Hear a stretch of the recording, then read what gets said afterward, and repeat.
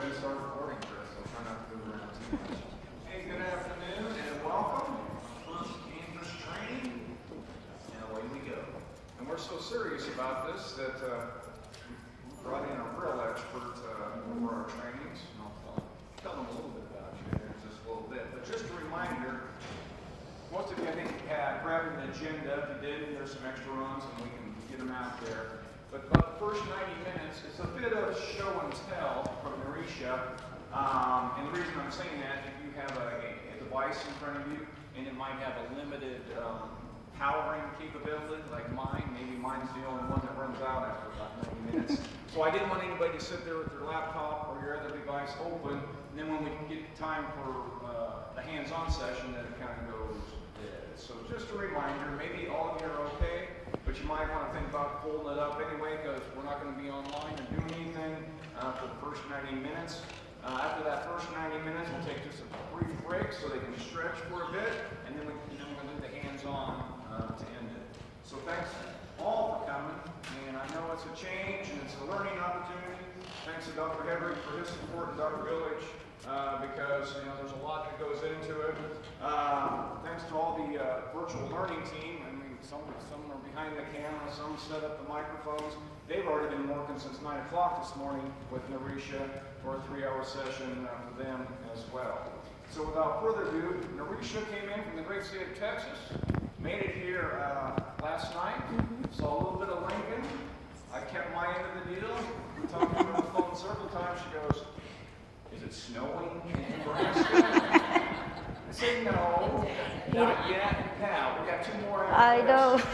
I guarantee you might not come through. So thanks for coming up from the great state. She's done this multiple times, has taught on Canvas for much time, been a trainer, she's done it all. And I don't want to speak for her, but sometimes you might have some questions.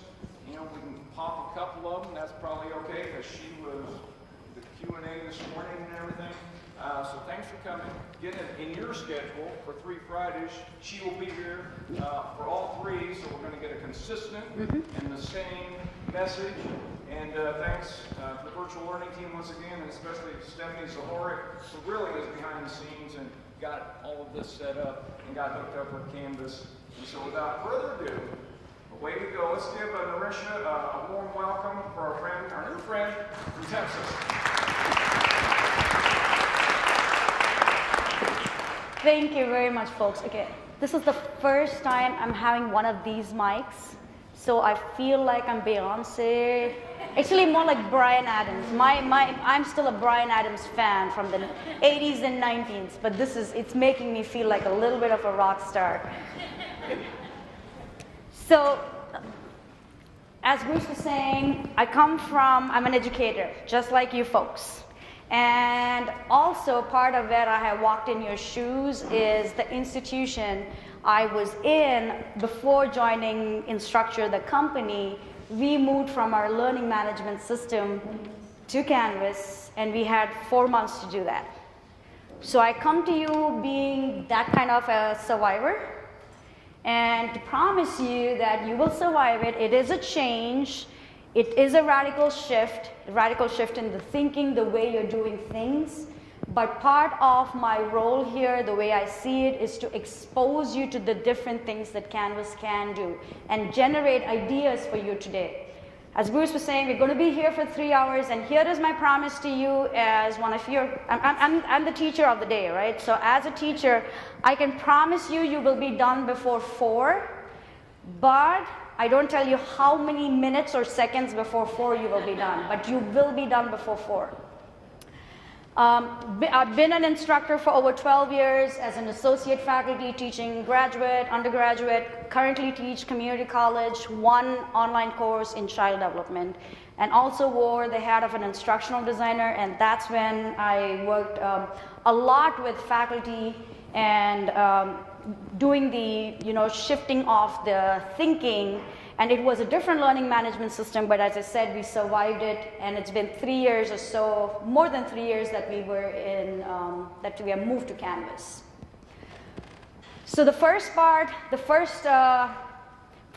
our training today, we'll be looking at a lot of different things, and As Bruce also mentioned, if you think your computer can last for 3 hours, keep it open and follow along. Otherwise, you are going to, by the time you leave the session, there are 3 main skills that you need to have as instructors in order to start building your courses. And you will get those 3 things under the belt before you leave today. You're going to get a lot more questions in your head as I'm showing you things today. And so here's my thing. Ask me questions. I don't mind answering questions. But the only caveat is if your question is very course specific or discipline specific or something very unique to the way you teach your course, just hold it off and your instructional team may be the better ones to answer, because this is one of those general overview sessions and there'll be a lot more questions and your brain will hurt by the time I'm done with the training today. I promise you that also. So the first thing I'm going to be talking to you about is what we call customizing the Canvas environment. And I'm going to tell you the why and the how, and when you go back home, you will figure out how you can do it. You'll figure out the buttons, but we'll talk about a few different things here in Canvas. How many of you have already logged into your Canvas so far? Just give me a show of hands. You may not have worked on it. So a lot of you have logged into Canvas and you went in there and you saw something similar to this. But I can promise you it was not as pretty as what you see on the screen, right? Yours were plain boxes, plain rectangular boxes. And part of when I'm teaching you on the hands-on part, I will show you how you can also go ahead and customize what we call the course card so that you can make it look pretty like this. Now, one of the questions I had when I walked in was, what is the sandbox? Is the Canvas called the courses sandboxes? Sandbox is a course that you have. You will never have any live students in it. That is a place for you to play around. Play around, mess around, do whatever you want with it, or build your actual course, and that's the course we'll be using for the hands-on, because you can copy everything you do into a live course. So that's what, just want to clarify language. Sandbox is a course in Canvas. You are the teacher. You'll never have students in there. You can add in a test student, and I will show you how you add in a test student, but you will never have any live students in there. But this is where you land in Canvas. Now, what many of you may not have noticed is when you logged into Canvas, there was a message right on top, right under where it says Dashboard, and it would have said something in the lines of customize your notification and account. Anybody notice that? Some of you notice it, and that is great that even a few of you notice. A majority of people don't notice it, and let me tell you why it is important. Let's talk about what happens in the classroom, right? You folks send emails to your students, announcements to your students. You're communicating with your students. But let me ask you this other big question. Do you feel like your students are actually reading your emails? Do they even know there are emails in there? A lot of times, again, especially in higher ed, and especially for us at the community college, our students are not, school is not the only thing they're doing. They are doing multiple things, and very often than not, your students don't even know they have a Southeast email associated, right? So one of the things, and Canvas was actually built from another LMS and trying to fix all the things that students and faculty and teachers did not like about the other LMS. So one of the things is email. How would your students like you to communicate with them? How do you think you can actually talk to your students and know that they get the message? Text? Yeah? How many of you, majority of you say, I'm not going to text my students. Isn't that right? The other one they are reading is their personal emails. We don't message them to their personal emails because a lot of time your student handbook and your faculty handbook clearly specify all official communication has to be through the official email. So what Canvas has done is, I have to keep doing this, I forget about the light here. What Canvas has done is under when you go into account and settings, this is something you want to tell your students as you are introducing them to Canvas. When they go into account and settings, they can customize the Canvas so that Canvas can talk to them, to their cell phone, to their Gmail, to their Yahoo, to their AOL, whatever way they want to be communicated. You as faculty don't have to do anything different besides use the different features in Canvas, and I will show you the different communication features. As long as your message is coming through what we call the inbox in Canvas or an announcement in Canvas, and also the gradebook is a really great way to communicate with your students. As long as your message is starting in Canvas, they can receive it in any shape or form they want, how often they want, and also what they want to get from you. For instance, so I showed you that notifications, it's on the top right. You can see I put in a cell phone number. What this does is then we go into notifications. A lot of you have smartphones, don't you? And you download apps. One of the things what happens when you download an app, it'll ask you, hey, do you want me to send you notifications, right? And a lot of us say, no, please don't bother me, I will come and look at you. But there are some notifications and there are some apps where we say, oh no, please tell me, talk to me. My favorite app is my Amazon app, and there are 2 notifications I ask Amazon to send me: when you have shipped something and when something has arrived at my house. I can customize that, and that's the same thing you can do with Canvas also. So for instance, you can see this is the notifications page. Because I put in an additional way of contact, Canvas is letting me customize what I get to my official email, also what I get to my cell phone. Now you guys use Office 365, Outlook, right? That's what we use in the institution I teach also. We use Office 365.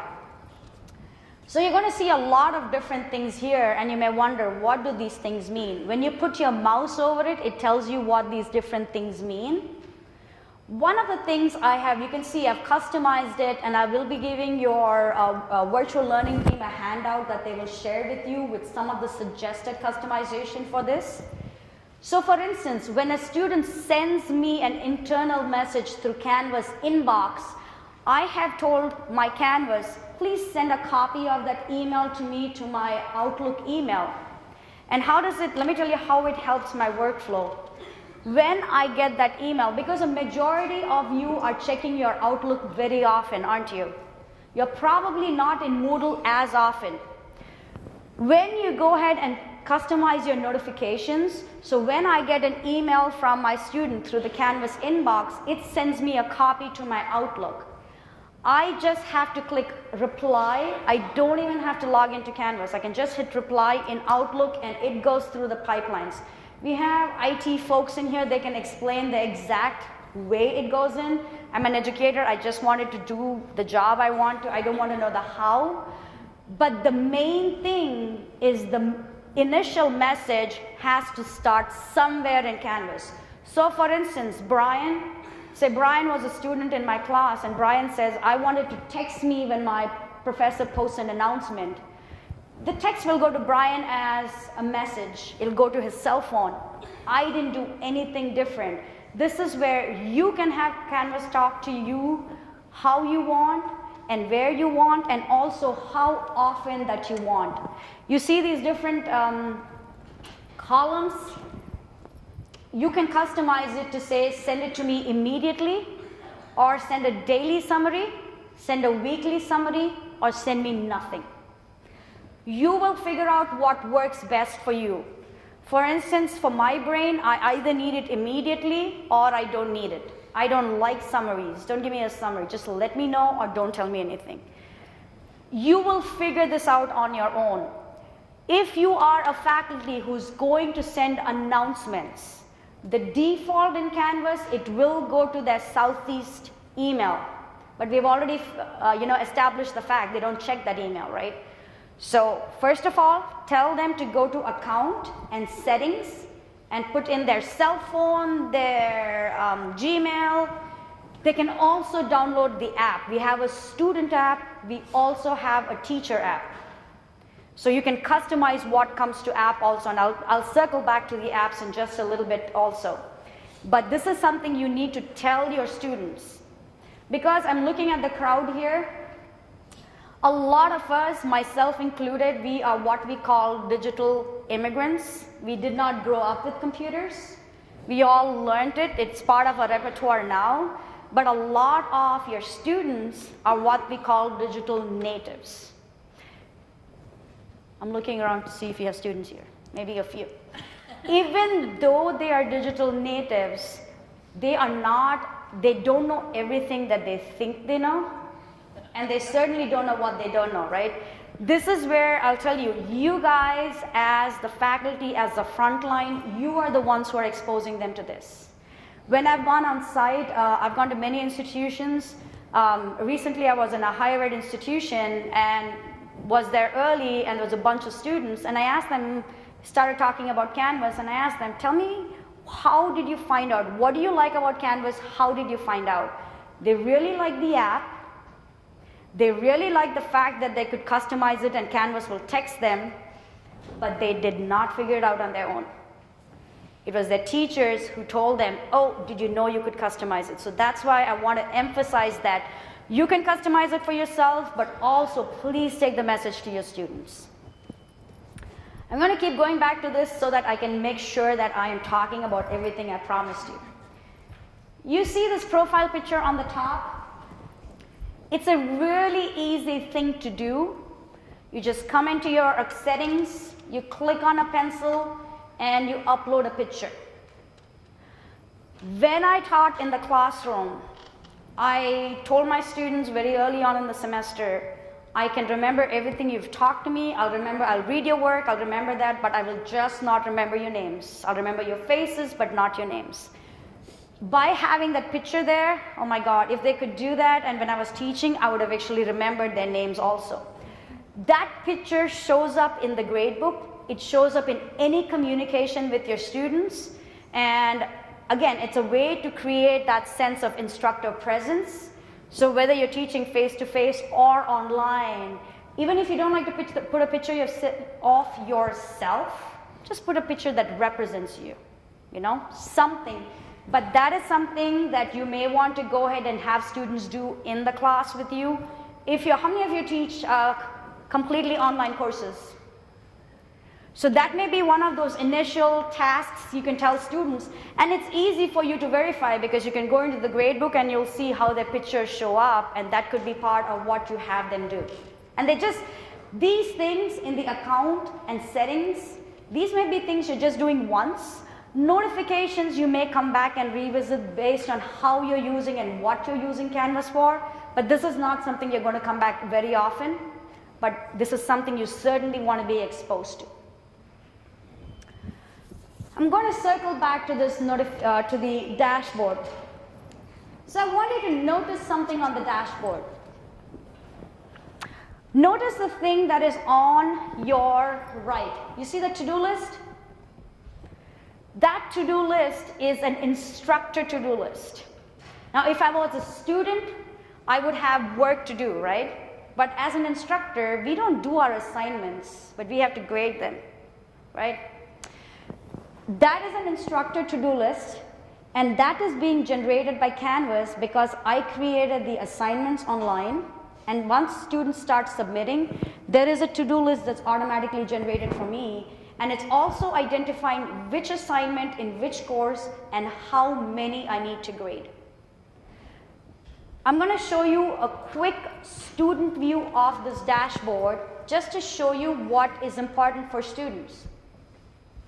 You guys create your syllabus at the beginning of the semester, and which means your students should technically know everything and when everything is due. Isn't that right? That's the, yeah. You guys are catching up with my sarcasm already. Technically, they have everything. But the reality is you'll have students that say, oops, I didn't realize it was this week. I thought it was tomorrow. Oh, it was next week. This is what a student to-do list looks like. because they're not taking just your one course. They may be taking my John Deere course, they may be taking an electrical course, they may be taking a math course and a chemistry course.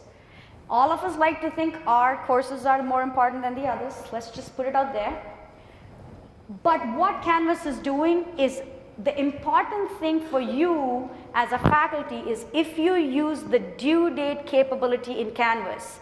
And in the second half today, we're going to walk through and show you where exactly that is, so you will get to do this also.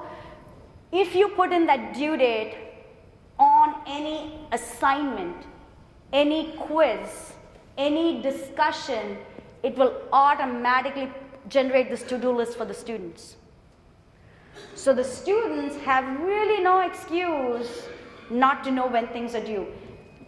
And there's a to-do list that also shows up on their app.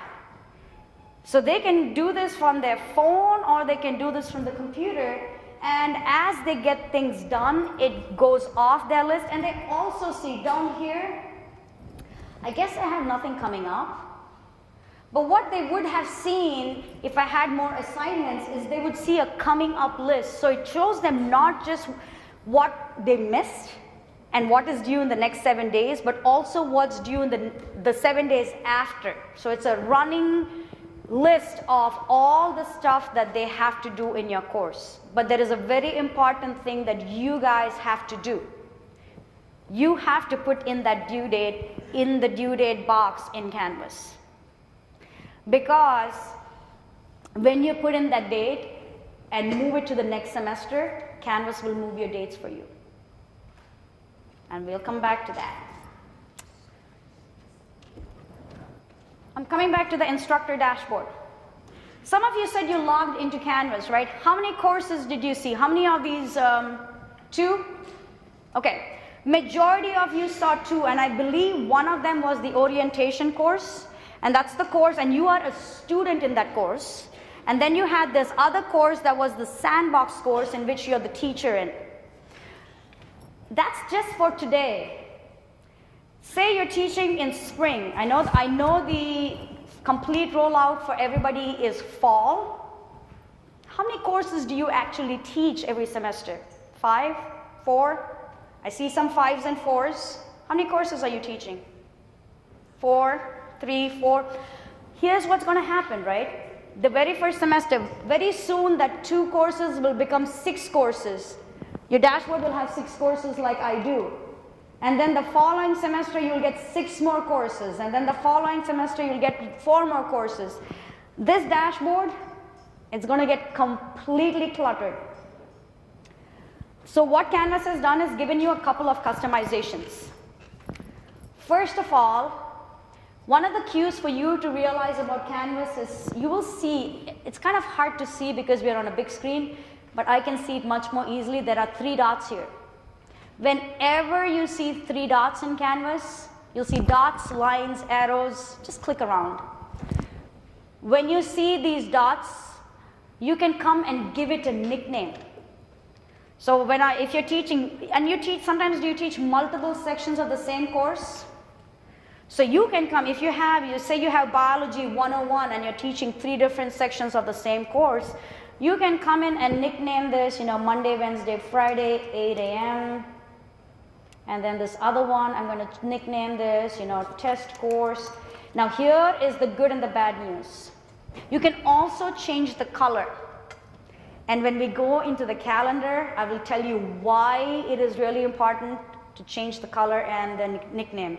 Nickname for sanity, let's just be honest, that's just sanity, because institution names are really big, right? They'll have Biology 101.bx1. This thing in gray, can't change that. That's official. You can go add a nickname, you can change the color. When you see multiple courses and you're going to work on multiple courses, make them highly unique colors. So use a blue, a green, a red, a yellow. Use highly unique colors. Yes, sir? Will we be able to identify when a student sends us a question, what section they're coming from? Great question. Absolutely. When we go into the communication, you will see which student identified by their official name, which section. And that's where it really helps to nickname it. For my brain, it helped me to nickname it just so that, that course, not this course. This one is going to become, right now with 2 courses, you're like, yeah, I don't need to nickname it and I don't need to color it. Get into the habit now so that when you get your 4 and your 5 courses, you have that habit. That nickname is going to be identified in every part in the course. So you'll see the same nickname showing up on the to-do list. You'll see the same nickname showing up in the inbox area also. So great question. Here is something. Nickname is only visible to every user. What does that mean? You can go name this, the biology course. I named it MWF 8 a.m. That's just going to be visible for me, not my student. Everybody, by default, they will only see the official name, and then you change the nickname. Nickname is not visible to anybody else. The color is also unique only to you. So when you walk into class, don't say, hey, go to that blue biology course. They'll be like, what blue biology course? Because when you go into one of the courses we're going to be working on today, you will see each of you may have different colors. So don't refer to it by the color. The only caveat with nickname, students will never see the nickname you've given them. But don't take offense when you see a choice nickname on their canvas. Okay? I have to warn you. And likewise, don't put a choice nickname only because they will not see it except if you pull up the course in front of everybody like I am. Okay? I would rather give you that warning so that you don't get into trouble. Because sometimes we have those classes where we have to drag ourselves in, so just resist that urge. Again, right now you see 6 courses on my dashboard. I'm going to click on courses and all courses. This is actually all the different courses I have access to. I have like 20, 25 courses. This will happen to you, but the next time this year, you're going to have a ton load of courses you have access to, right? It will happen. Each one of you customizes what you see on your dashboard. I can just come here. Anything that has the star colored in is going to appear on my dashboard. So there's my 7th course. I don't want that anymore. I just come back to courses, all courses, and just unstar that. There is no save button. It's automatically added and unadded. I have complete access to all of those courses in the my courses. It's just that I haven't favorited them, so that's why they're not on my dashboard. Again, like I said, this is not just for this first semester, but I want you to think about sanity down the line. Okay. Next, we're going to be talking about some of the things that I want you to be aware of as you're doing your planning. We're going to be talking about due dates, why to use the due dates, and where all you see. Remember the one place I showed you where those due dates show up? Where do they show up? To-do list on the dashboard. And you already like that. And I'm going to show you those due dates lurk in a few other places also. I'll show you where and why. I mean, it's all, end of the day, it's about for me, it was just making my life easy. Okay, I was selfish that way, and so I will pass that on to you too. We're going to be talking about modules. We're going to talk about why use modules. Quizzes. How many of you use quizzes in Moodle? So we'll talk a little bit about quizzes. We're not going to go in depth, but we'll just give you a little highlights about quizzes. And in fact, this afternoon, you're going to get to experience a quiz as a student. So you can see how the range of the different kinds of quiz questions and answers. And last but not least, the 2 things is, where do you locate student view? And also, you guys have a really cool accessibility checker called You Do It. It reads your whole content and it tells you how to fix it. It tells you and teaches you as you go. So we're going to be looking at some of these different things. And again, the reason to get exposed to that now is so that as you're doing your planning process, you have things in place before you start building in Canvas. So talking about calendar. So you already see how this calendar is showing up on the right hand side for everybody, right? It's already showing up, and you can see there's also the coming up. But let me show you my calendar, and this is all on that left hand side. The left hand side is what we call the global navigation in Canvas. Now here you see a few courses, you just see a couple. But here, notice that I have all these different ones. When I click on the boxes, notice what's happening to my calendar. It's starting to populate with different things. I am controlling what is actually visible on my calendar. You see the colors? Whatever color was there on the dashboard is the color on the calendar. Whatever is here, I can come in here if I want to and change some colors. So maybe I'll come here, I'm going to click on these three dots and change this to blue. Did something change? No, probably didn't have anything in that course. Let me come here and change it to a pink. It changed. Can you see how some of these colors start looking similar? That's why I say highly unique colors.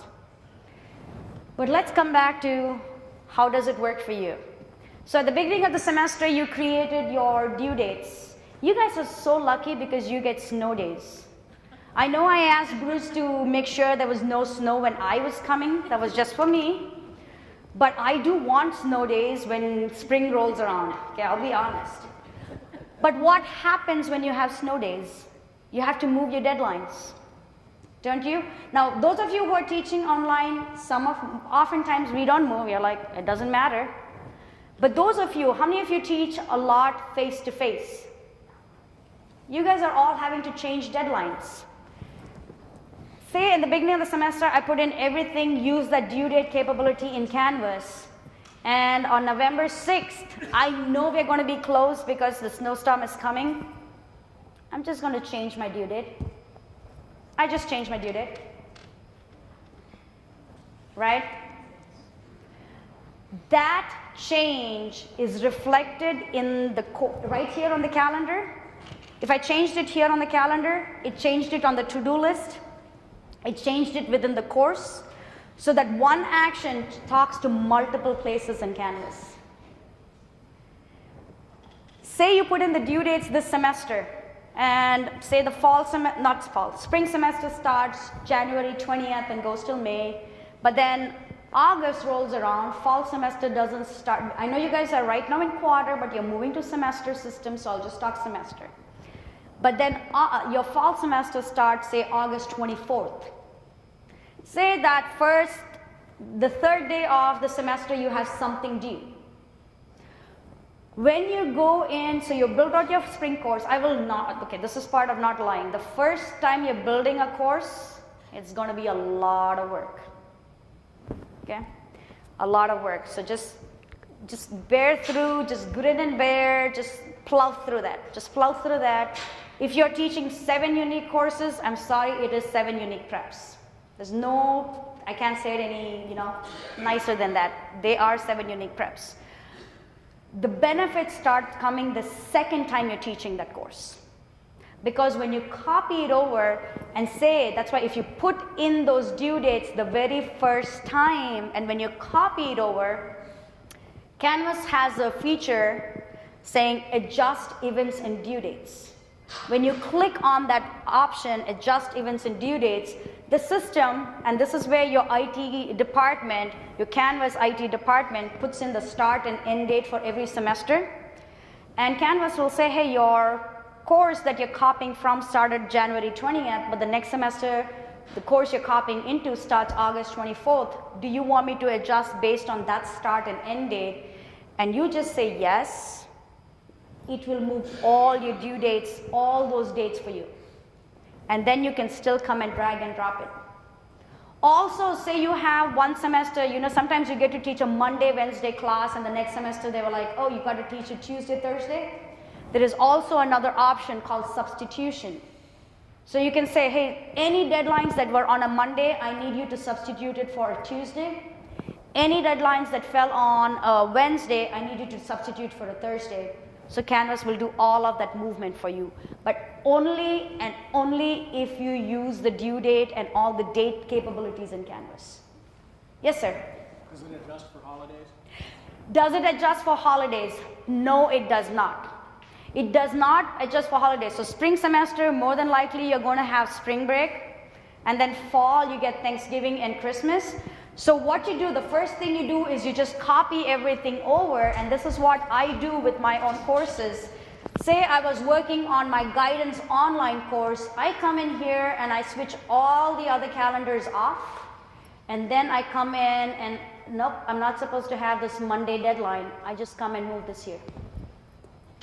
So that's how you want to do it. So you first have Canvas have the first go around, and then you can still come and play with it. Yes, ma'am?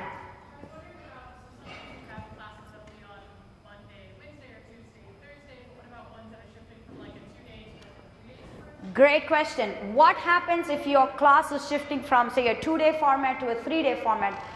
So what Canvas can do is it can adjust, and that's where really for me, you come and turn everything off and just drag and drop it. But here's the thing, when you drag and drop it, it only changes the due date. What do I mean by that?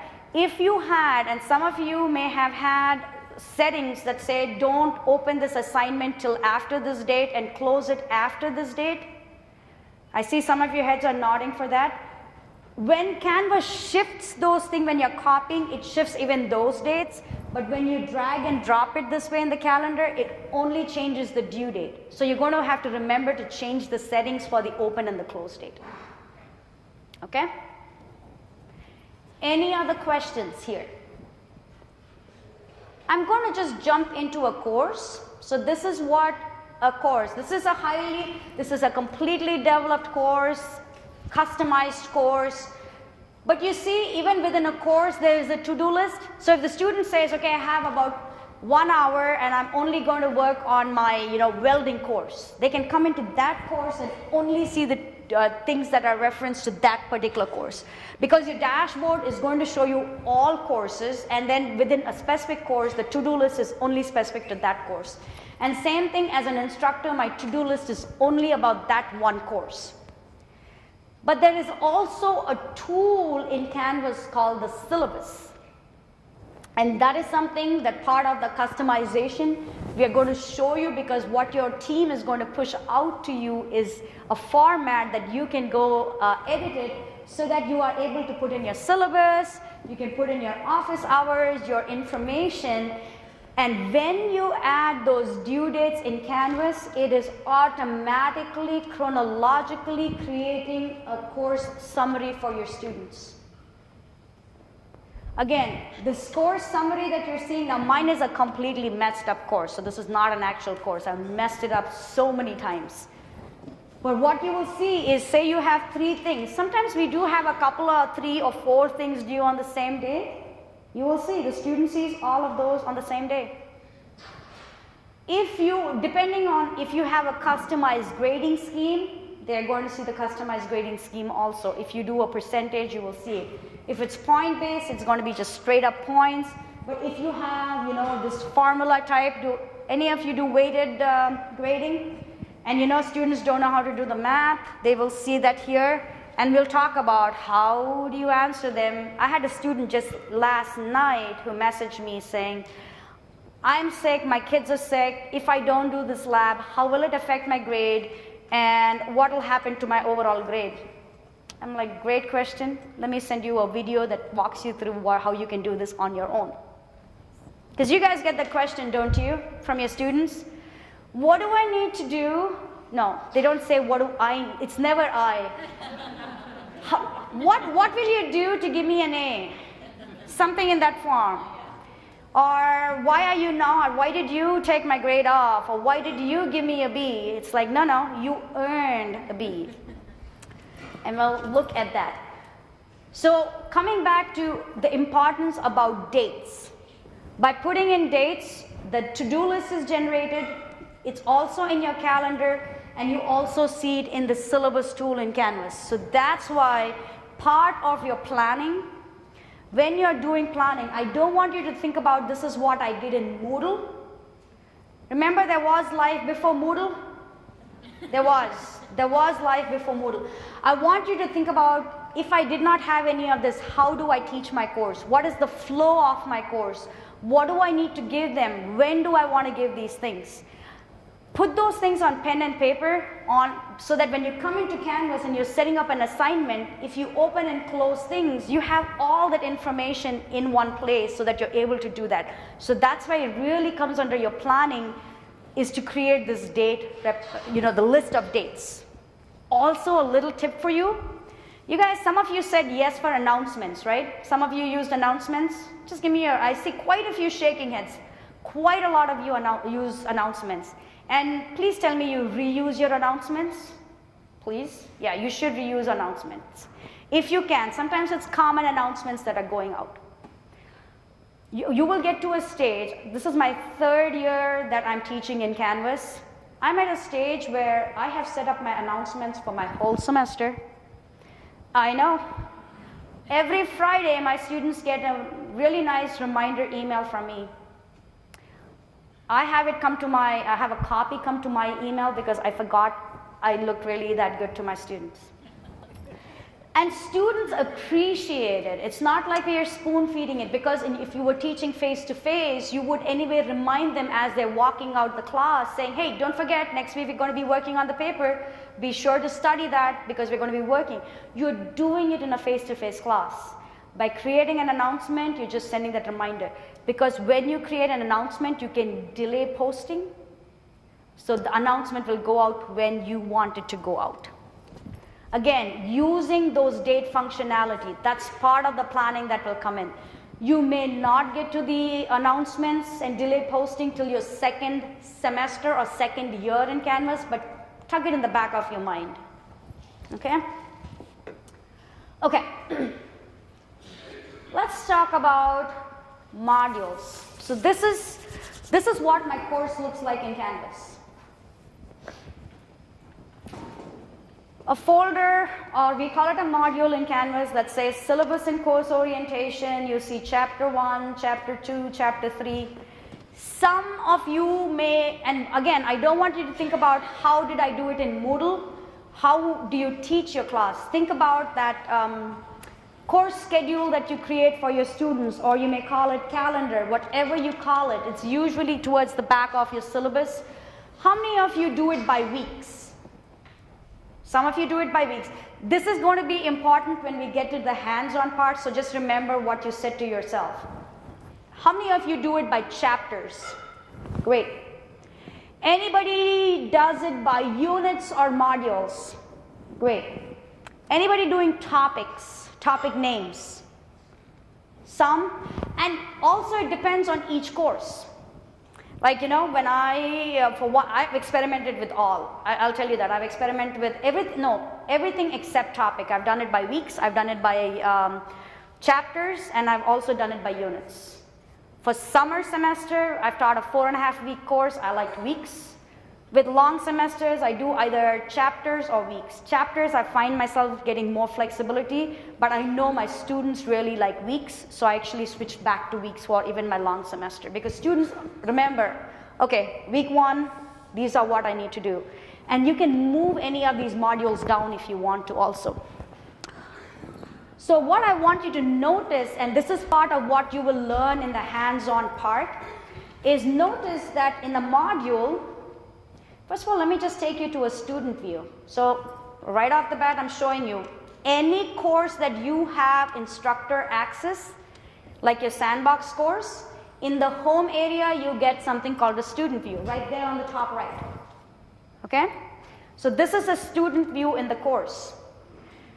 Now, say my student goes to modules. In my course, I have quizzes, I have discussions, I have assignments, I have information on pages that they just have to consume. They're not submitting anything to me. But notice the navigation on this right-hand side.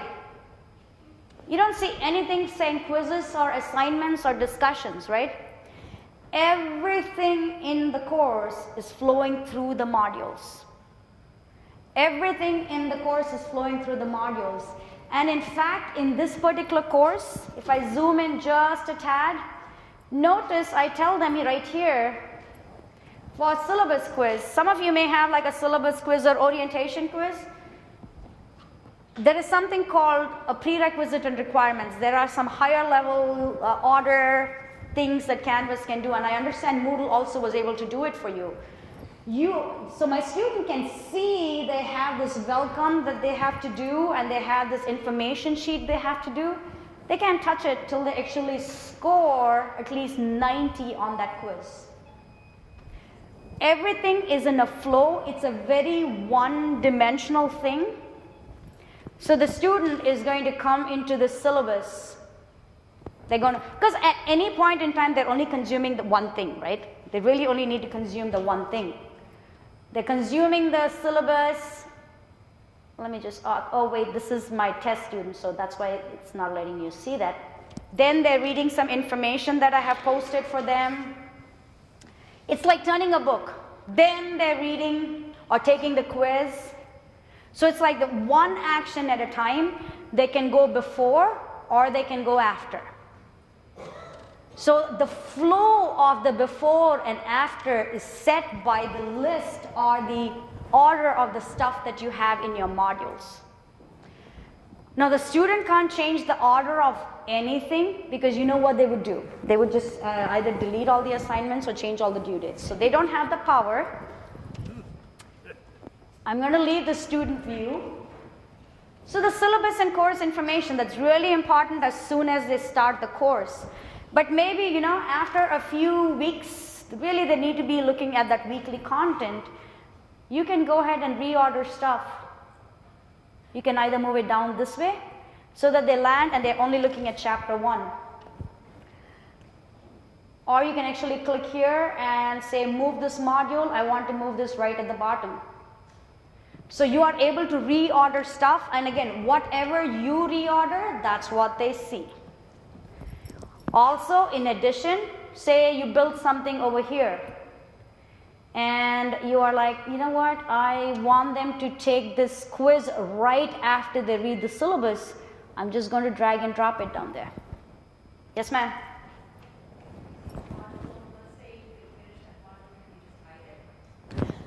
Great question. When they finish the module, can you hide it? Instructor can hide it. Students cannot hide it, but you see I told you arrows do action in Canvas. Let me go to the student view and show you what the student can do. The student can come and minimize. They can come and just minimize. Yeah. They cannot hide it, they can't reorder it. The only person who controls what is visible is you as the instructor. So truly, if I did not want them to see this chapter 3, I can just click that one button and unpublish that whole module so they don't see that module. Or, again, this is where there are lots of different customizations. I can tell Canvas, now none of us ever walk into a semester and give them semester worth of content, right? That would just overwhelm the students. But what you can do is control, and you can edit this and say lock until, so that they don't see the content till that particular day.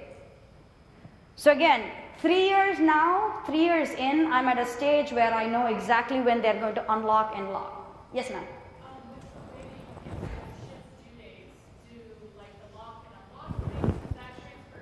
Yes. Yes.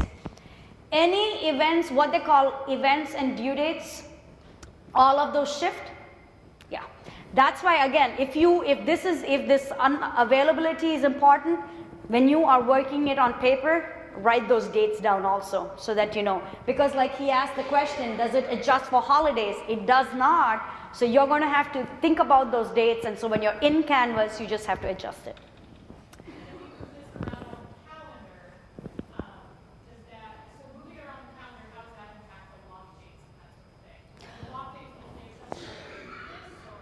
So this log date is the module log date, so it is the content, everything within that unit. So the hierarchy is the module date has to be passed That is the hierarchy. The module takes higher hierarchy over the individual items within that module. Sure, and you can certainly even say you build something and you're like, no, I want them to have this research paper topic earlier. I can just move this stuff from this module to the other module too. So within module, from modules, and all these things. Yes? Just to make sure I understand, if we're opening up like the next week, let's say on a Monday, that we open up our next week's assignments, you can have an announcement set up to go automatically on that Monday and have it open on Monday automatically just by putting in the date. Yep. I don't have to go in like I do now and have to Yep. open everything manually. Yes. So say you have an announcement, you can pre-create an announcement on Friday evening before leaving work.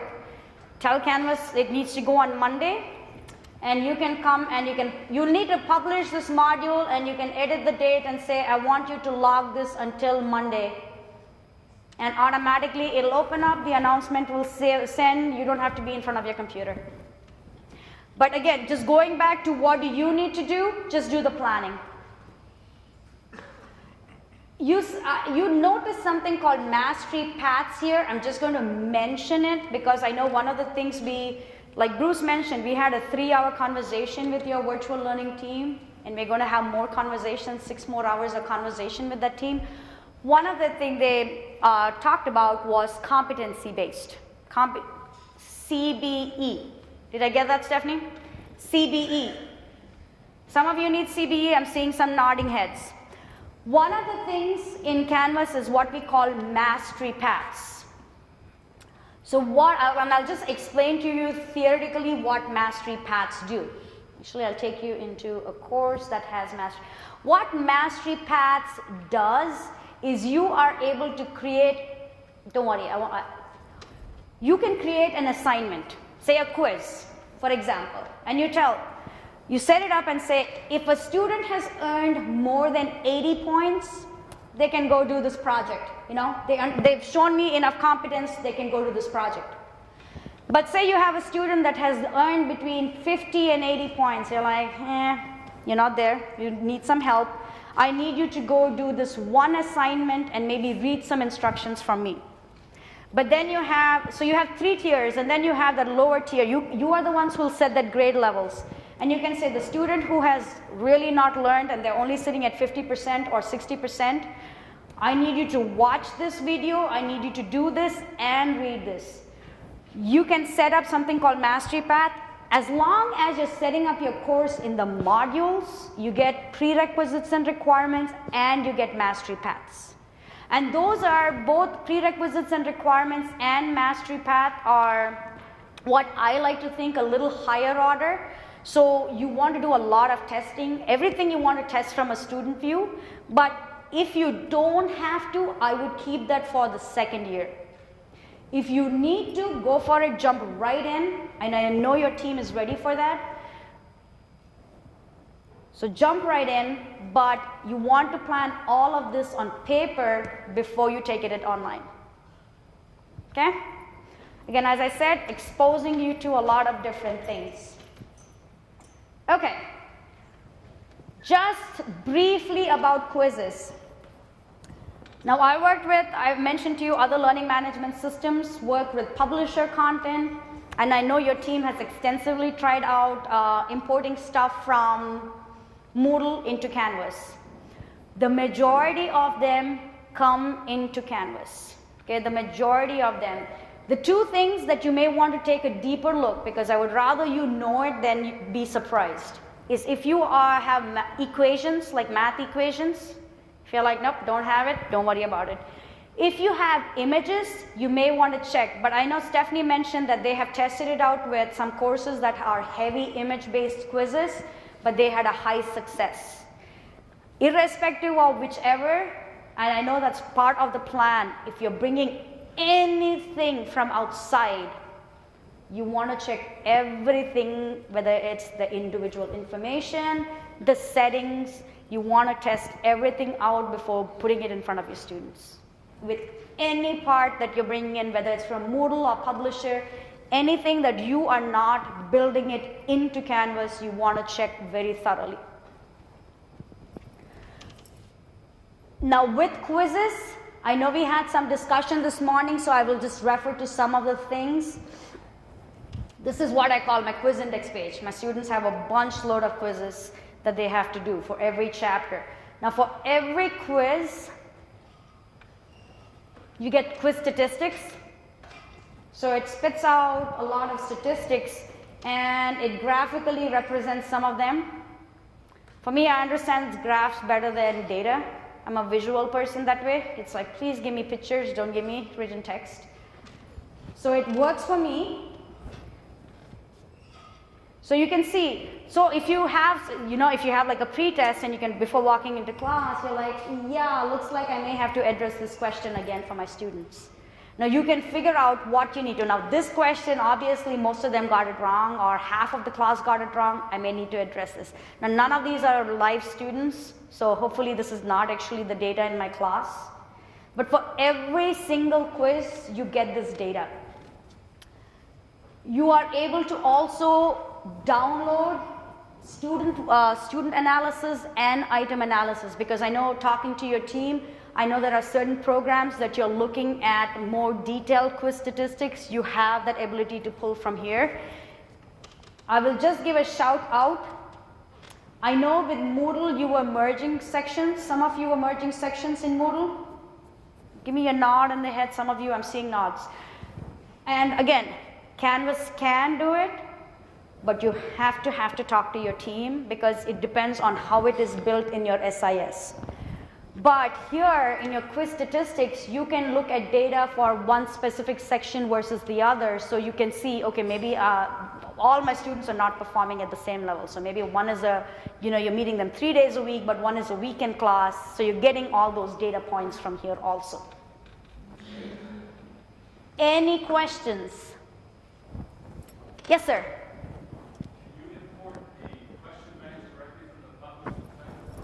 Great question. Can you import question banks from textbook publishers? Yes. In fact, when you, and I'll reference this to you, under settings and import course content, Canvas gives you a lot of different choices where you're able to bring in content from.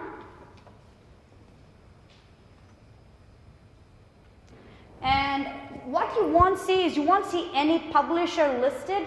But the last item, it's called a qti.zip file. I don't know what it expands to. I've been told, but I can't remember. But a lot of times, publishers will give you question banks, and they are zip files, and you are able to bring it in this way. Based on my experience, a lot of times when you go into a publisher, it depends on that specific textbook, right? It's not a publisher. It's not like Pearson has everything done for all courses. It really depends on that specific textbook, that particular edition. Say you go in and all you see is now Blackboard is the legacy learning management system, folks. Okay? They were the first people here. A lot of times, if they have it for nothing else, they're more likely to have it only for Blackboard. And they won't have it for Canvas, they may not have it for Moodle.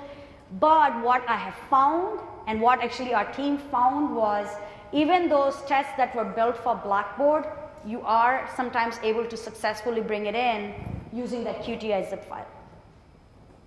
Okay? How about if you already have courses that are made in ExamView? ExamView, is that Respondus? No. Oh wait, that is Pearson, right? Is ExamView Pearson's software? Engage is doing it, Pearson does it. Yes.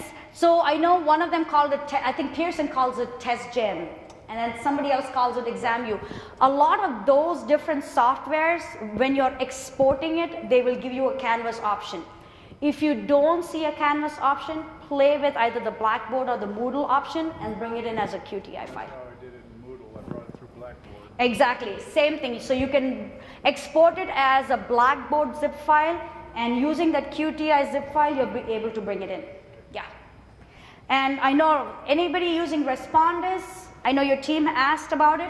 Respondus talks to Canvas also. So you can bring it in from your Moodle, you can bring it in from Publisher, you can bring it in from other softwares, and you can also bring it in from Respondus. But the commonality for all of them is make sure you're checking it. Whoop. I already showed you the student view. The one other thing I wanted to show you is your team has, your courses have an accessibility feature. You're going to see that, and it's called You Do It. Okay?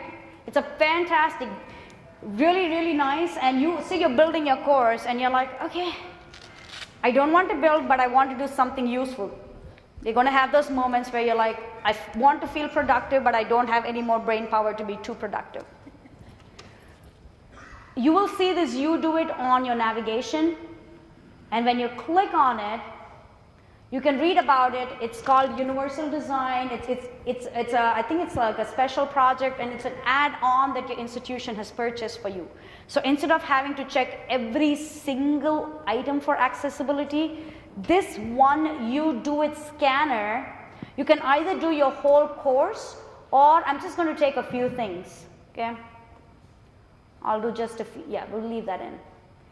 I'll take off pages. You can scan your course, and it'll scan your course and it'll tell you, hey, these are the problem areas, but it doesn't just stop there. And it says, here is how you can fix it. So it's scanning, it's going to spit it out for me really soon. Now this is why it may be advisable. I try to run this on a whole course. It takes a while because it's a big course. So sometimes, this is why I mean, when you feel like you want to be productive but you don't have energy to build anymore, just periodically come and do this You Do It scan so that it'll run it for you and it'll fix it. I know for all of these individual ideas that I'm teaching you, that you are going to have more. I'm pretty certain you're going to have a whole session just looking at You Do It. Now you can see it's taking a while because I clicked on too many things to check. Yay! And I can tell you, oh, wow, some of these are good, but then here something is unscannable. No, this is too good to be true, okay? It's not going to happen for the majority. This is just, I think I was testing it out, so that's why it got such a good score. This is not a true result. None of us are naturally trained to be accessible. None of us were taught how to add accessibility features, you know, thinking about a captioning for a table. Do any of you add captioning for a table? Most likely I won't have anybody saying, oh, I don't even know. If you were like me, you probably are thinking, I didn't even know you could add captions to a table, right? So You Do It will walk you through how do you add that. There's this whole accessibility feature about contrast, color contrast. You know, you have seen these PowerPoints when you have been at conferences where they'll have a yellow with like a bright pink or a green background and you can barely read any colors or read anything. That's bad color contrast. So You Do It. See, you can see some errors and it'll give you suggestions and it'll tell you how to fix it also. Okay? I just wanted to make sure you are aware, not just aware, but actually use this also. Going into the next thing, what takes up the majority of your time after your semester starts? A little louder. Grading. Grading, I know. We do it to ourselves, you know that, right?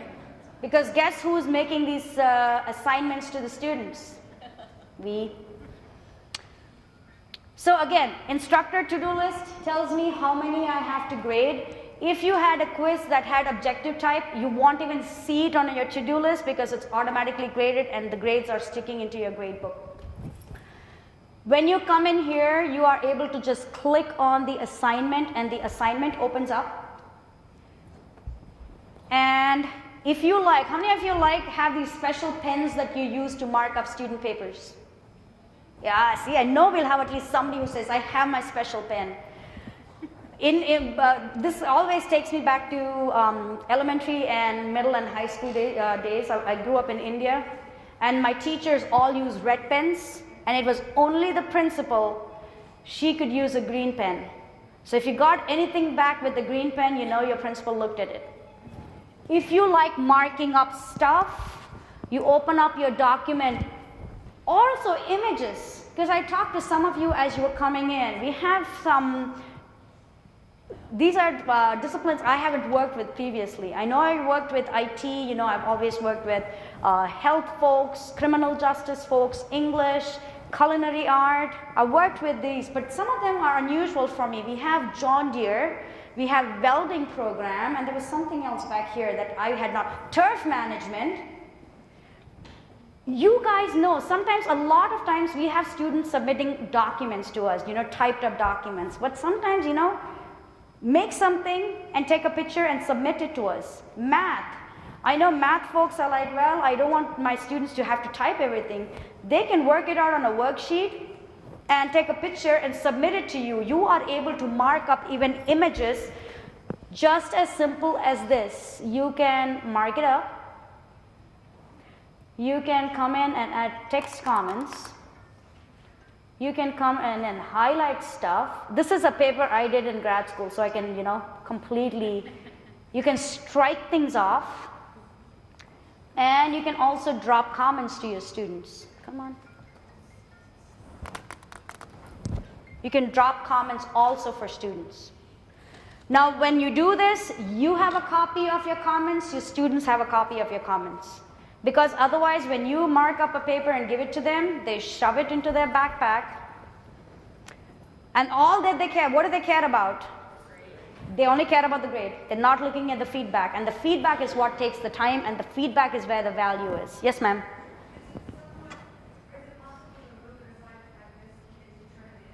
Yes. You are able to create an assignment and have it run through the originality. Turnitin has been integrated, so you can run it through Turnitin also. So you can have Turnitin look at the originality and you can still mark it up. I'm going to go back here because this particular assignment doesn't have a rubric. Some of you use rubrics? I'm hearing some people, yes, right? Okay, I'm looking for one assignment, and I think I've graded a lot of them, which is why I'm not finding one with a rubric. This may have one. Okay, let's do something really quick. I'm going to just come into this assignment and add a rubric now.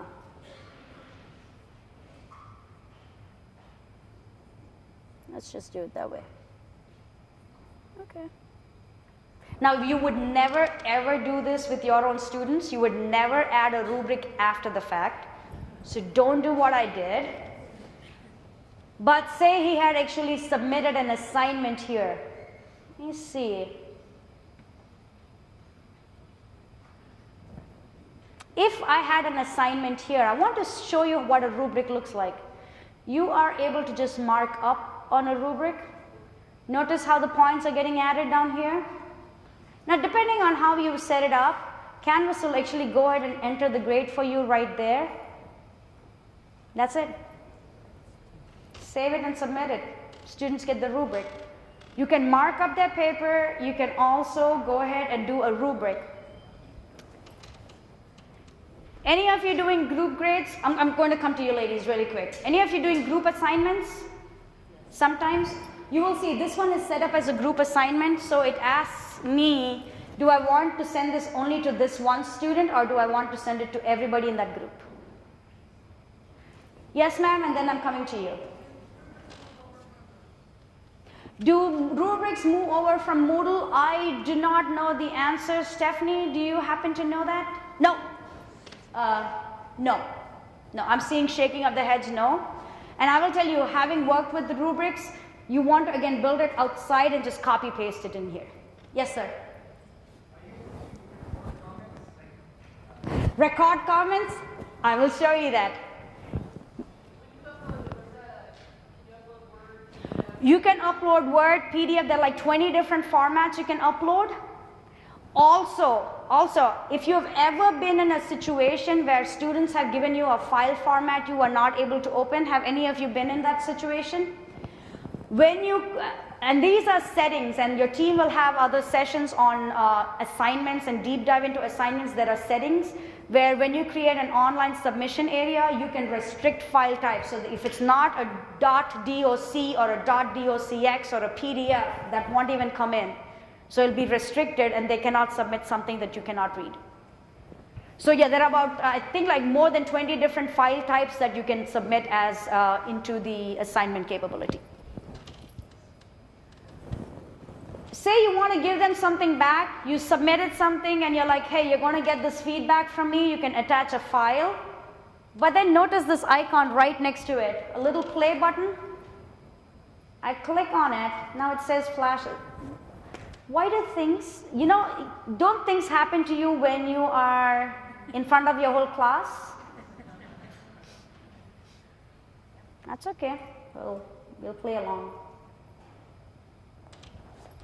I have a webcam on my camera, on my computer.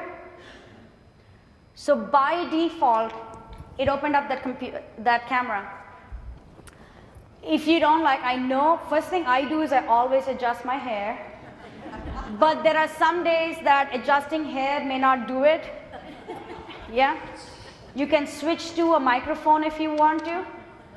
If you already have video comments, you can go ahead and upload audio or video files. But let me show you how simple this is. I don't dress up for my students, and you can be in your pajamas as you do this.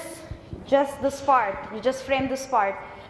Trust me when I tell you, your students are going to react and they're going to read and they're going to listen to your feedback. I do this with my students, and I've always had them say, oh my gosh, I needed to hear that. Because you're saying this, and I can talk much faster than I can type. So I just click here. Hey Isabel, you had a good paper, but then you started to kind of fade towards the end. You needed to really focus on the points. Blah, blah, blah. Whatever you want to tell them. That's it. I just made some media comments. Everything is date and time stamped. Yes, ma'am. So I have some like kind of pre-done stuff from Culture Media that I've been using on Doodle. Is that something before, or is this So Kaltura videos, actually for this particular features, if you have it as an MP4 or an MP3, you are able to upload it. And also when you're building your content, and that's part of what we're going to, I'm keeping an eye on the clock, so don't worry, we're getting to our hands on time. But one of the things is when you're building content and you already have this, I will show you how you're able to just pull it in and give it to the students exactly where they need to be.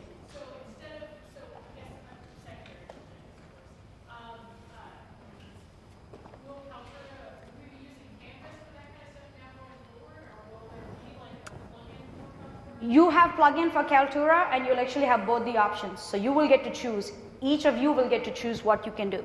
Okay, great. Yeah. When you're using this feature, share your screen and talk instead of just showing the camera on your set. One more time, ma'am. Are you sharing your screen while you're talking? No, you're not sharing your screen. It's actually just looking at your face. Yeah, just what is in front of them. Yeah, Kaltura, I think you may have screen capture and Canvas. Using this particular tool, it's only forward-facing camera. If you're using Google Chrome, and only in Google Chrome, you get one additional option for speech to text. You'll see this other icon. If we have people in this room who like to talk to their phones and really give long comments and long text messages, you will like this. Because as you start talking, Canvas will start typing for you, period. Also, you are able to go ahead and customize it so that students don't see a messed up, like Canvas usually, it spells it out as cannabis, so never ever submit that to students. So you are able to come here and customize this before submitting it to students. And here is the best part, folks. Your students, right, you are giving feedback. Aren't you giving feedback? You are giving feedback. What is happening is they are not looking at feedback. Anytime a grade is added into their Canvas, it'll look like there's a new message waiting for them. It'll light up for them. Okay, that was a little bit about grading. I showed you Speed Grader. There are lots of different capabilities. You have a late policy you can put into your gradebook, so it'll apply to every assignment in there. You can also mute an assignment, which means if you have ever started grading student work and you made a mistake and you have to regrade student work, if you've been there, you lived through that pain. They never bother if you have increased their grade, but if you try decreasing their grade by even a half a point, it's like you have to write a 3-paper explanation. So you can go ahead and mute an assignment so none of the grades are released for that assignment till you release them. So that's what I mean. Your job is to just ask the questions, and you have a whole team who can answer those questions for you. And I'm also going to show you where else can you get help. One of the last big features I'm going to show you, and we're going to finish up this demo portion soon, I do want to show you the inbox. Circling back to communicating with students. Somebody asked me when we were doing the nickname, is that nickname going to be showing up in other parts of the course? Or they asked me, do I know which student emailed me? I think so that was the question, right? Because again, you tell your students, please email from your Southeast email. What do? You get an email from tweetybird@gmail.com. You don't have Tweetybird on your cross roster. And they, even though you've told them to give you a very descriptive subject because you don't know which course or which section, they just say hello or hi, and they'll ask you a question. You're like, I don't know who you are, which course you are in.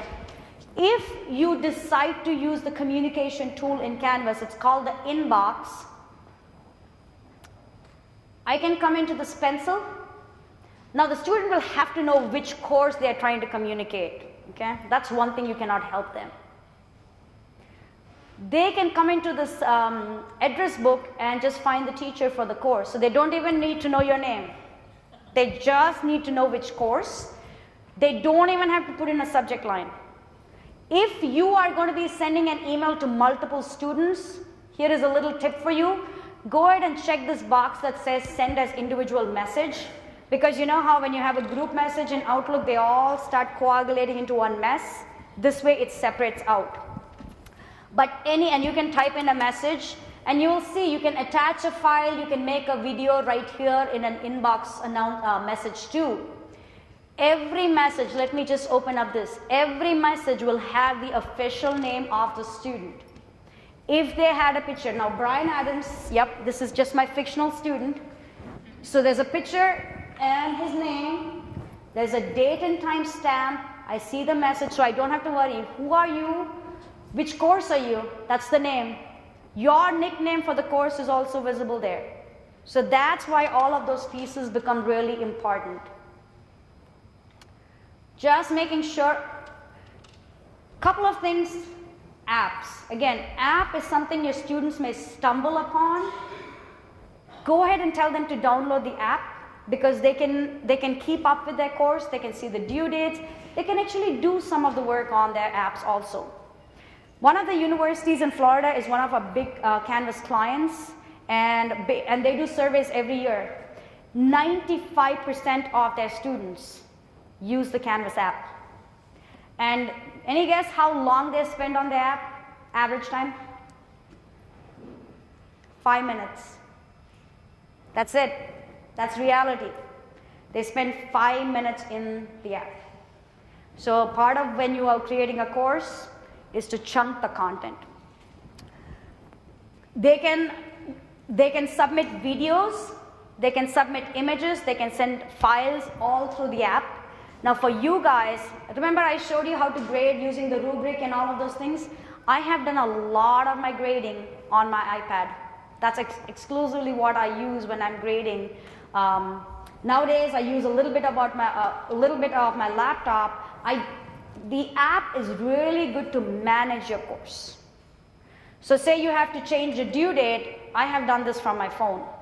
You can make a quick announcement from your phone, but please don't try to build from the app. Okay? Don't build from the app. Yes, ma'am.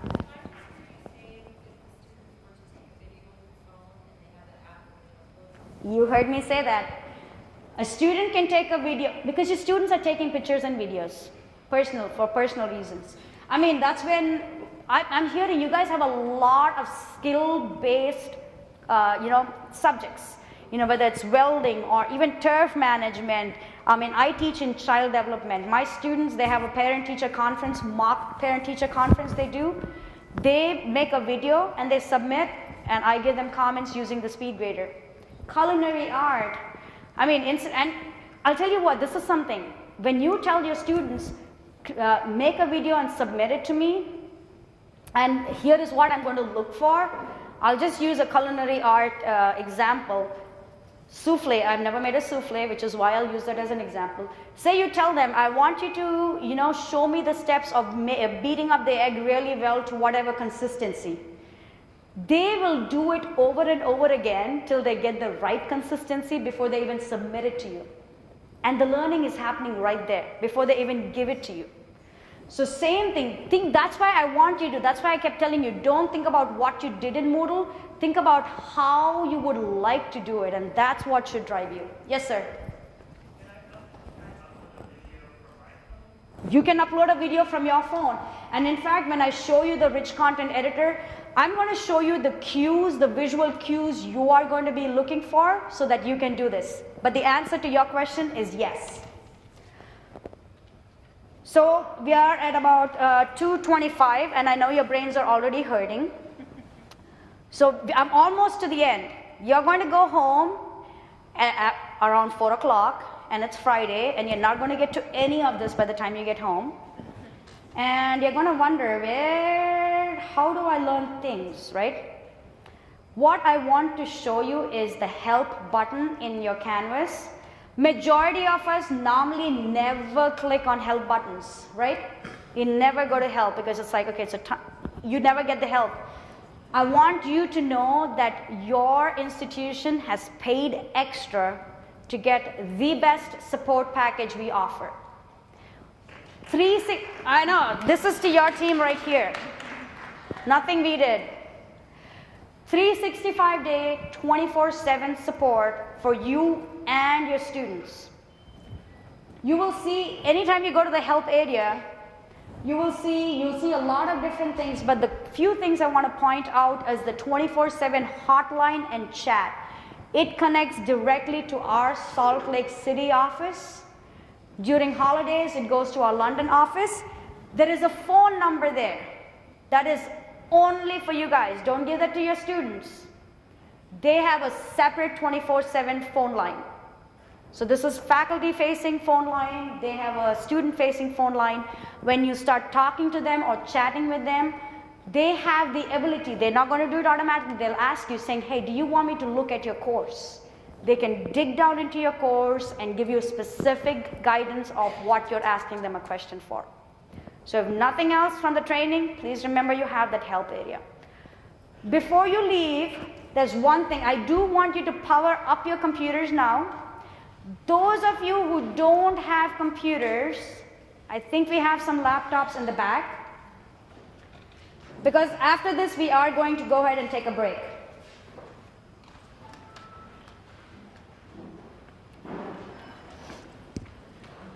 Oh, folks, give me a quick second. I need to just change something. I want you to power up your computer, and I want you to go into your...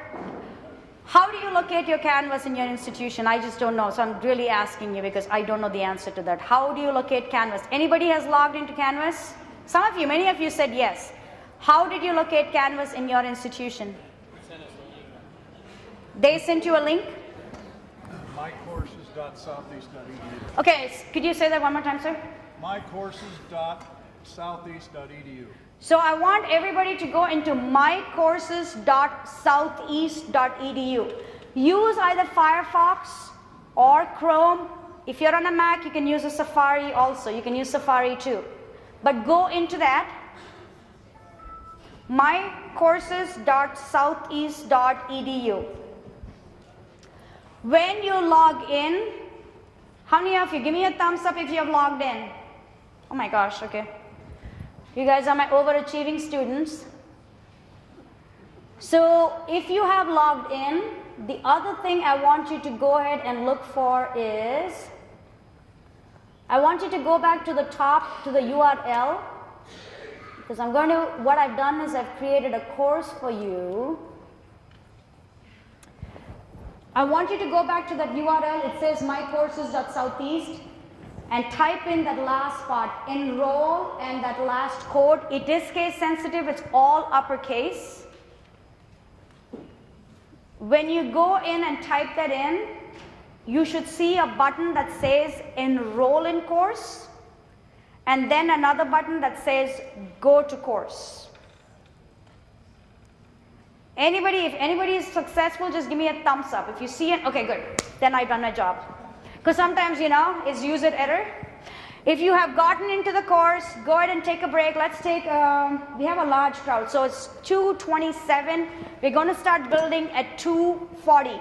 2:40, we're going to come back and start building. So if you're enrolled in the course, take a break and then come back. Yeah, you have to come back. Yeah. Okay, folks, we are going to start exactly where we left off. So as you're coming in and settling down, the last thing I had you do was go into this course that I had created for you. And the important thing for you to do was to go ahead and click on, you would have gotten a button that says enroll in course. Click on enroll in course. That's going to serve as the handout as you leave today, in addition to all the notes you're taking diligently. Then you click on the button that says, then I want you to actually go to dashboard. Give me a thumbs up if you, on the dashboard, what do you see on your right hand side? What, do you see anything in the to-do list? What do you see? Too much work. If you are that student who's going to ignore, actually go ahead and feel that power and ignore it. The rest of you, there is one in there that says sample quiz, try this out. Do you see that? Now, because you are a student in the course and because I put in a due date, that's why you see it. I want you to take that quiz. Here are the instructions. You will like my instructions. No professor in your life has given you these instructions. This is a quiz. I don't mind. Actually, you want to fail this quiz because I don't want you to focus on the answers. The answers are not important. The thing I want you to focus on is look at the quiz question type. Okay, you will see there are questions there that have a media, they have an audio clip. If any of you have a speaker on your computer, go ahead and switch it on. You're going to hear noise. It's okay. You see, you hear that Pink Panther music? Somebody started taking that quiz. I want you to notice the question types because as you think about, as you're transitioning into Canvas, you guys have a lot. It's a lot of time, but the time will, it will run. You're not going live till, some of you are not going live till fall of 2019. You have time. That's why I want you to think about, I can have a quiz with an audio clip or a video clip. So take the quiz. Don't look up the answers. Pay close attention to the question types.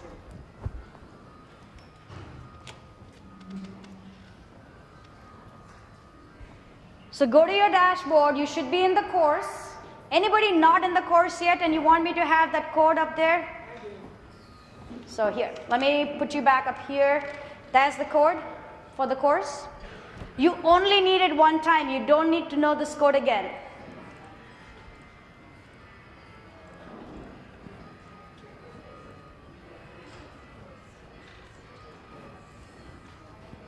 Give me a thumbs up if anybody has already submitted the quiz. If you have submitted the quiz, I see some of you have submitted the quiz.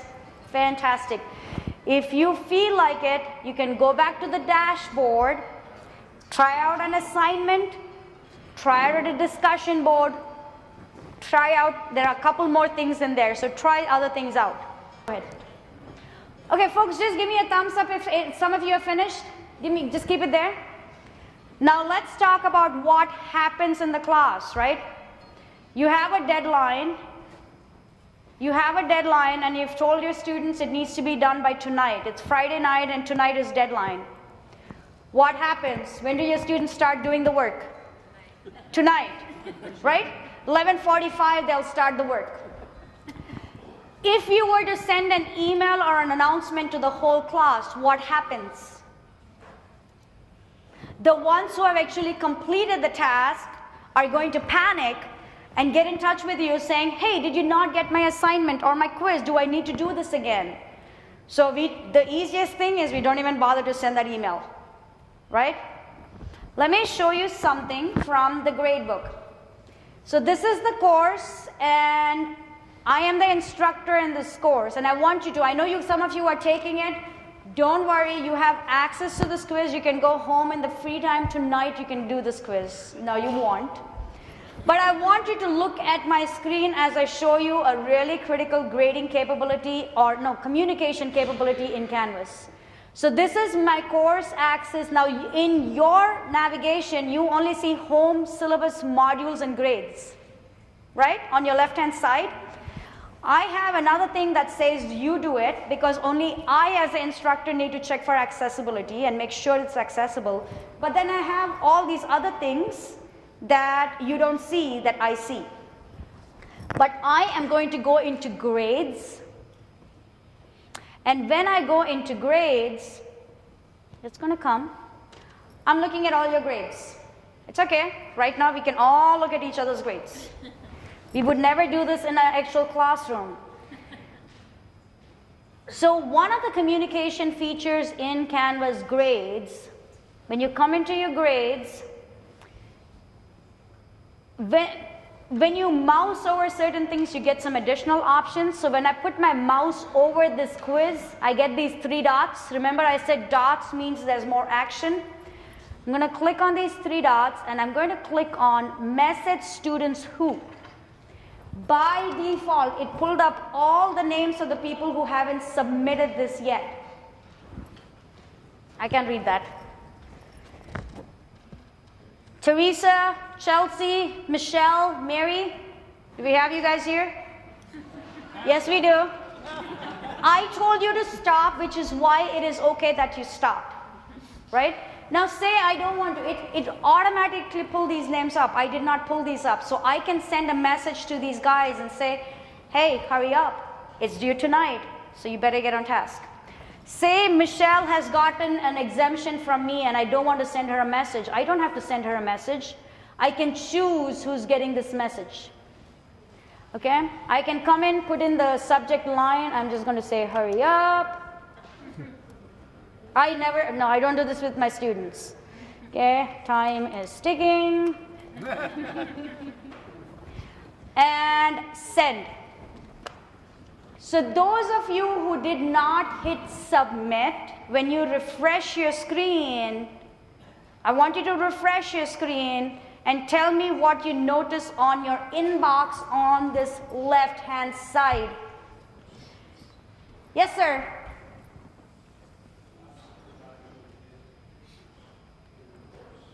So I know some people were not able to get pictures or the music. The fact that, and this is something you're going to have this issue with some of your students also, so let me address that. What we normally tell students and even for faculty is keep a minimum of 2 browsers. So either Google Chrome and Firefox. Some of you have IE, perfectly okay, because more than likely there is some setting on your browser that is blocking that. Because, and here is a rule of thumb for you folks as faculty, because you're going to face this. If you have even one student is able to see everything you're supposed to see and you have a few students who are not, more than likely it is either a browser issue or a computer setting issue. So you either tell them to try a different browser or another computer. If everybody is saying can't see it, then it is a user issue. It's something on your end. Yes, sir. Oh, if the quiz, and I know the quiz answer is wrong in this particular quiz. There is, because somebody told me at my last training that music was the wrong instrument. I'm like, whoops, that tells you how much I know about music. So you as a faculty can go ahead and regrade things. Yeah. But message, did any of you get a message in your inbox from me, the hurry up message? Now when you got the message, you did not know who else got it, because all students are blind copied. Okay? Because FERPA protects them from knowing who else, anything related to grades. You can also message students For those of you who have students who submit stuff and you need to manually grade, you can also message students by who have not been graded. Say you have papers that are waiting for you and you haven't gotten to all the papers, you can just message those students and say, hang on, I haven't got grading done, I'll get it done by tomorrow. You can also send a targeted message to people who have scored less than a specific grade. Why are you not working the way I want you to?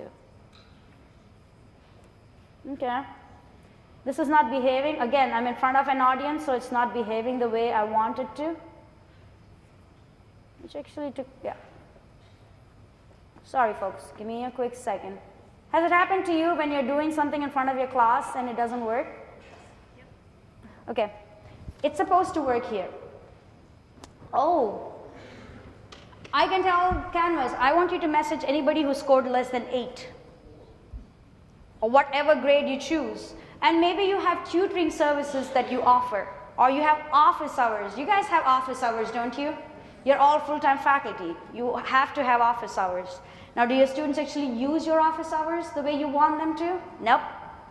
Crickets, which is great. You never, I mean, don't let your administrators know that. But your students never show up for office hours. But you can message those students who have scored less than a specific grade and say, listen, I am in my office. Call me. You know, communicate with me. You can even message students who scored more than a specific grade. Okay, this is working a little funky today. Now, there we go. Nobody scored more than 24. Okay, we had some overachievers. I told you specifically to fail. But Greg, Luann, Sarah, and David, you identify yourselves. You guys got more than 23. But you can message these students based on grade, and I have used this to say, hey, your research paper, you did it really well. Can I get your permission to share your work with others? Because you need to have written permission and you need to have a record of that. Any message you send this way through the gradebook is going to be stored in my inbox under my sent messages. Every single communication. And if any of you actually responded to me, it would show up right here also, because I can filter through and either look through all my courses or specific courses also. Now, one thing I don't know, do we have an idea as to how many people we have here today? 118. Oh, wow. We have about 118 folks here. Okay? All I told you was sign up into that course. I said go to the to-do list and take the exam. Now, I don't know if you asked each other this, but not one of you asked me, what do I need to click on to start this quiz? How do I take this quiz? None of you asked me this. That's going to be your student experience. Your job, get your course ready, get your students in, they will figure out the majority, not everything, but the majority of things. I want you to come back to the score, come back to your dashboard, folks.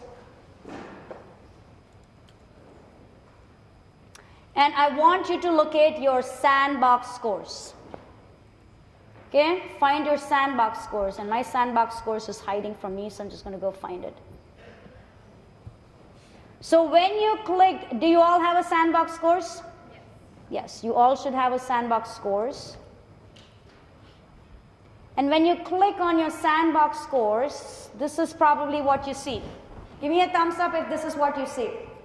And you're looking at this saying, oh my God, there is nothing in it. Where do I start? Right? That's what we're going to do right now. Remember, I asked you earlier on, how do you logically arrange your courses? Some of you raised your hands for weeks. Some of you said chapters. Some of you said units, and I don't know if anybody said topics. That's going to make sense why I'm asking you now.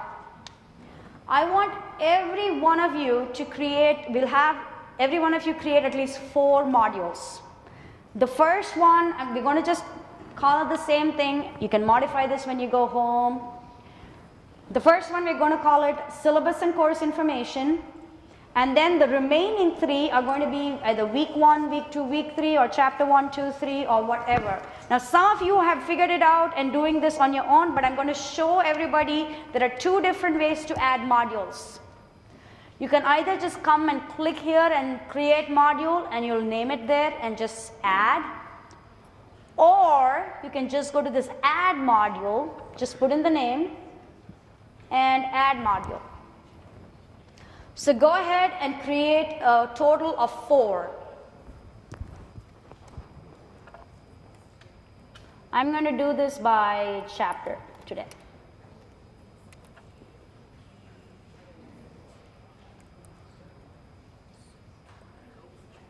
Give me a thumbs up. Now you'll hear me ask you for a thumbs up over and over again, because at this point with hands-on, I'm going to show everything twice.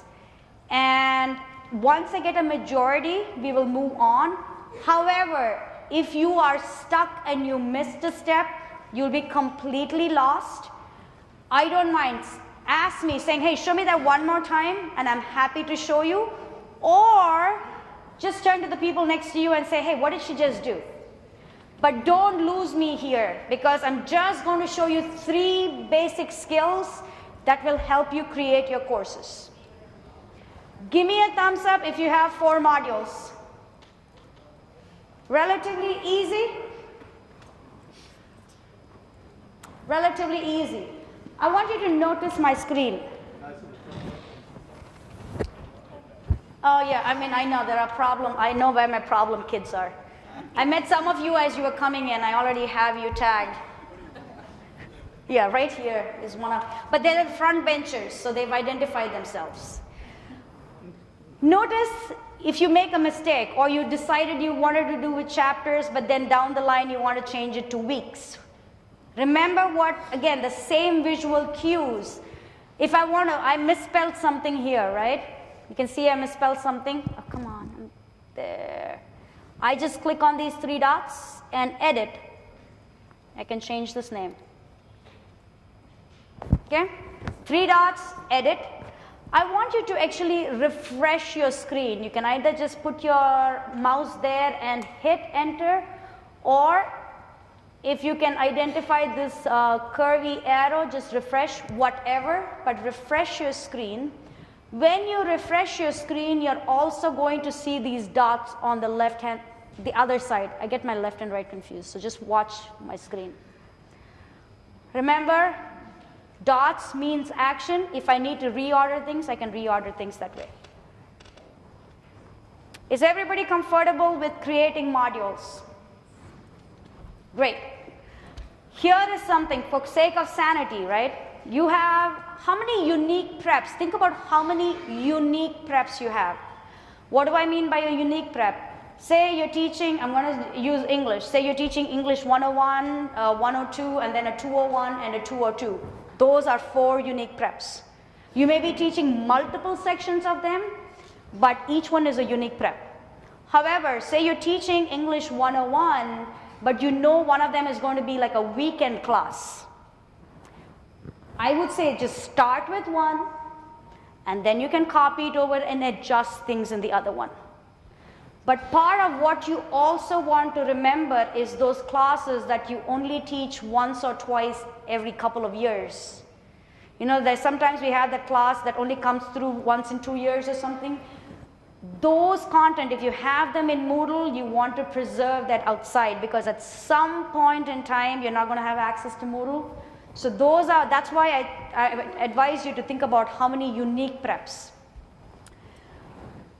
Now, in the fall, you're going to have, I know you have 2 big changes. Not only are your students going to start using Canvas, the other big change is your brain is now having to shift from your quarter system to a semester system. So you're moving from, I think, like a 10, 11 week to a 15, 16 week system, right?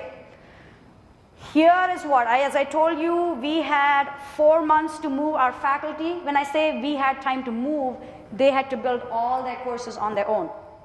One of the things we told them was, go into each of your courses and just build these modules. Course information, chapter 1 all the way, or week 1 through 16. Just create modules. So you got your placeholders. Do it for each of your 4 unique classes. Right now you only have one sandbox. You will slowly get your shells for your courses. Do the same step for each one so that you have created every module. So that step is done. Okay? I think of this as a very industrial style model where you're doing the same thing over and over again so that your brain is not having to go to different actions. So the first thing I'm going to just have you all create is, maybe we'll call it a faculty information, meet your faculty. So to add something to this first module here, you're just going to click on this add sign. Don't go beyond me here, because this is where the number one mistake happens. I want you to notice on my screen, it says, what does it say? Add assignment to course information. So it's identifying, it's a tool, assignment is a tool in Canvas, and it's also identifying which module it's going into. I want you to click on the arrow next to assignment. And let me explain what these options are. Now for faculty information, do you need a column in the gradebook for that? Or are you just giving information to your students? Just giving information, right? If you did not know the basics of Canvas, and this is what we had happen with some of our faculty, which is great, they went and tried it out on their own, and they just kept adding assignment. And they published it. Publish is how you make it visible to students. When you add an assignment and publish it, it makes it visible to student, but it also adds a column in the gradebook, because that's what an assignment does. An assignment, a quiz, and a discussion. Those are 3 ways to add a column in your gradebook.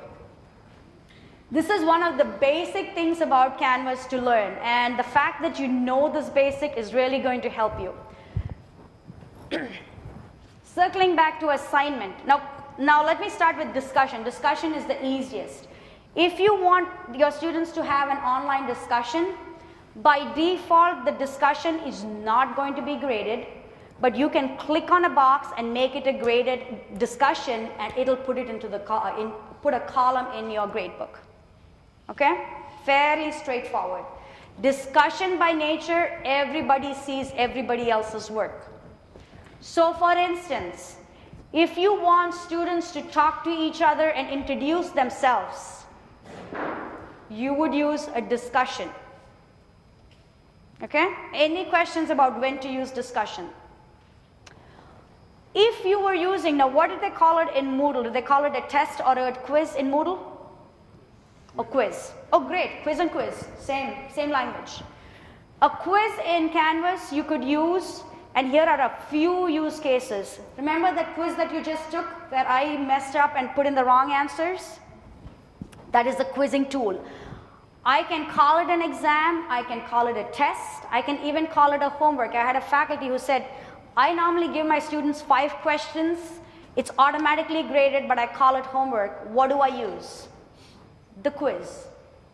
If you have objective type and you want Canvas to automatically grade it. On the other hand, maybe you have essays, but you want a timer. You don't want them to take as much time. Maybe you have a timer and you're like, you get only 30 minutes from the time you start and it has to submit. You would use a quiz. Okay? Assignment. You use an assignment for 2 big things. You use an assignment if you want to create what we will call a manual column in your gradebook. Say you want to create a manual column. Maybe they take a quiz in class for on a Scantron, or you have a paper-based quiz.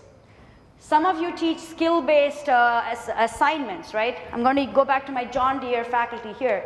Maybe part of their assignment is you're going to go on site and you're watching them and you're grading them. So really they're not submitting anything online. You can still have all the grading capabilities, but they're really not submitting anything online. You would use an assignment. There are settings within an assignment that will identify as a manual column or an online column or a turn it in. Somebody asked me about turn it in back there. Any of this, if you need a manual column, say for group presentations, for something on the field, a Scantron, or even class activity, maybe you have a class discussion. You call it a discussion because that's what you did, you talked to your students, but it's really not an online discussion, but it's a classroom discussion. You would use an assignment to create the column, and it puts a column for you in the gradebook. Yes, sir?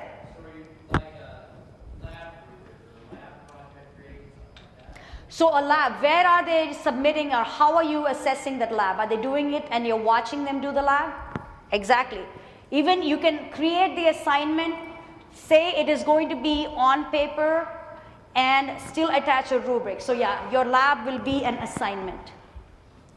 Again, you would use the assignment if it's going to be on paper. Also, if you want them to submit like a Word document or a PDF or an Excel, also maybe you want them to submit a video. All of those you can do it as an assignment. Okay? It's really important. Part of the planning process, remember I told you go back to the document where you're putting in the due dates. One of the other things you want to do as you're building is to identify which of these different selections you're going to use in order to add it to Canvas. If you want to just give information, and that's what we're going to use right now, is a page. So I want every one of you to just click on page. Page is where you're purely just talking to your students. They are not giving anything back to you. I'm going to go to a new page. Click on new page. When you click on new page, you will see where the ability for them to go ahead and add a page name. Call it course information, faculty information, whatever you want to call it.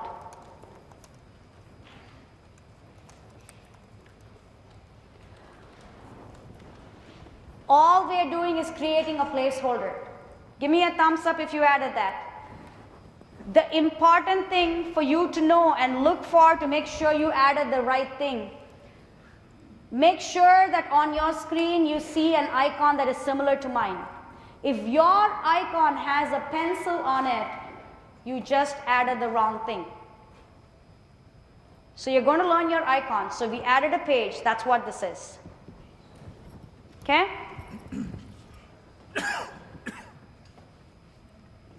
Now, one of the things your institution is going to be doing is you're going to be using the syllabus tool, and they're going to give you a template that you can edit. But I'm going to be teaching you the skills right now, how you can edit. So the how to do it you learn, and when they push out this template, they're building a really nice tool for you and going to put it into your sandbox course. You will have the skills to edit that and modify that. Okay? I want you to come back to this page just for the sake of today's training. I'm going to have you add another one here, and we'll just call this course information. Oh no, you know what? Erase the name. Let's call it chapter 1 information.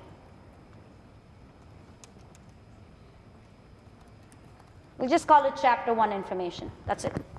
Okay? Just bear with me, and we'll just follow the steps. So you should now have 2 pages. The icons should be identical. Look at the icon.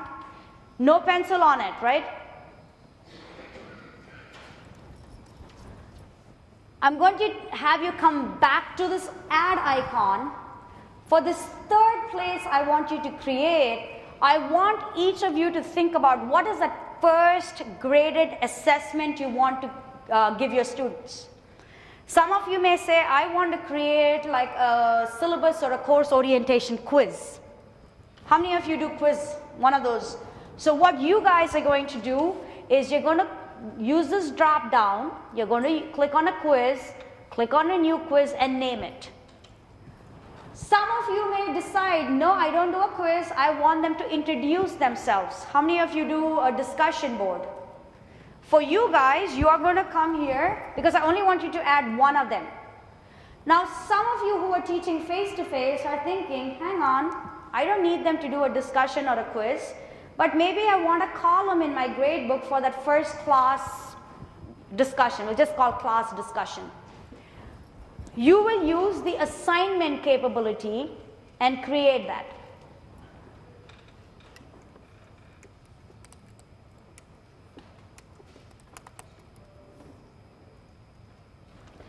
So, some of you will have 2 papers and another icon that looks like this. How many of you have this icon, that assignment icon? Okay? We are not going to go into details. There are settings that you will change it, whether it's an online submission or a paper submission. But some of you may have something that looks like this. Bear with me. Who has a rocket ship? You all added a quiz. Okay? Now, how many of you added to the conversation bubble? Discussions? Again, notice the icons. This is one of those first important skills for you to know. Which tool do I need to use in Canvas? Because you can use any or all or a combination. You can have 4 quizzes if you want under chapter 1. There is no limit to how much you can add into that. But you want to put them in the order that your students need to, digest this information. Okay, give me a thumbs up if you have 3 elements. You actually learned one important skill, folks. You actually mastered one important skill. It's to know which element or which tool do I need to use to add. Now you guys have learned it the right way, so you shouldn't feel the pain. I had some really, faculty who are like, we'll figure this out on our own, build up their whole class using an assignment, and they had to redo everything. There is no sweet way for me to say it. I can't sugarcoat it. I'm sorry, you're going to have to do this again. You can copy and paste the information, but if you use the wrong tool and you're trying to do something else, you got to use the right tool. Yes, ma'am, and then I'm coming to you, sir. Assignment is the Dropbox for you. Yeah, assignment will be the Dropbox. So what if you do both quizzes and tests and you weigh them differently? Great question. What if you do quizzes and tests and weight them differently? There is a way in Canvas under the assignments to set up your gradebook and put in different percentages for different items. So you'd put a test under assignment and a quiz under quiz, or how would you? So at this part in your modules, you want to have everything in the order you want your students to consume the content. So which means you may have chapter 1 quiz, and then you may have a chapter 1 assignment, and then you may have a discussion. So you want to put all of those elements here in chapter 1. Don't worry about your gradebook. Your gradebook is in a different place. So that's a very good question. So under the modules, you want to really put yourself in the novice consumer of this content. Put yourself in their place and see how you want to add it here. So what you should not be doing, unless you are doing nothing else in your course, is you don't want to put all your quizzes into one module. Don't put all your PowerPoints into another module, or all your assignments. Does that make sense? So in order to do your gradebook, that's in a different place. So that yes, Canvas has the capability so that you can set up groups or categories and say, all my quizzes are 15%, my discussions, so you can do that too. Okay. But for the modules, you really just want to focus on the order of consumption and what. Any questions? Because this is the first skill you need to learn. Great. Because you are using modules, you are in the future able to leverage some of those higher order capabilities that I exposed you during the demo. So you can say, hey, you cannot start this assignment till you scored 80% because of the modules. I told you about the mastery path where you're able to do competency-based education. It's because you're building it in the modules. You can also set it up and so that modules don't all, they can't access everything, but they can see the modules, but they can't access any of the content till you unlock them. All of that is possible because you're building it into modules. Any question about modules? Yes, ma'am. This assignment feature, can this be an upload feature? Absolutely. They can upload a file. They can even type up something and give it to you.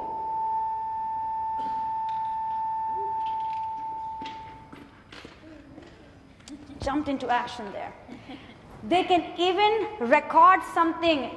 You asked me in the back here, can they record something? They can record something and submit it to you also. Everything just using that assignment feature. So if you're teaching them a skill-based thing and you're like, well, let them make a video, they can use their phone, they can use their app, they can use a tablet, whatever device, or their laptop and send that to you. Yes, ma'am.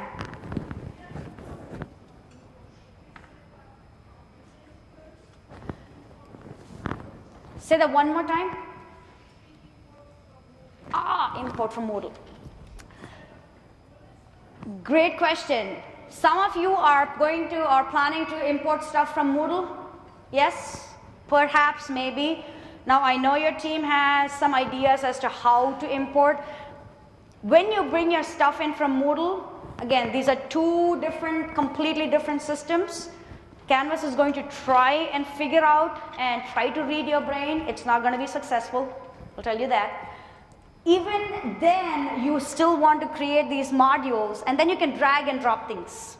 Drag and drop it into, so create this modules and then drag and drop, because anything you add new will come to the bottom, you just drag and drop it.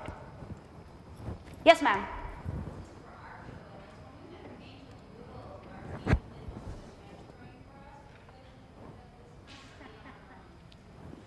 So question for your team. When you went from Angel to Moodle, I understand the team migrated. So moving from Moodle to Canvas, who is going to be doing it?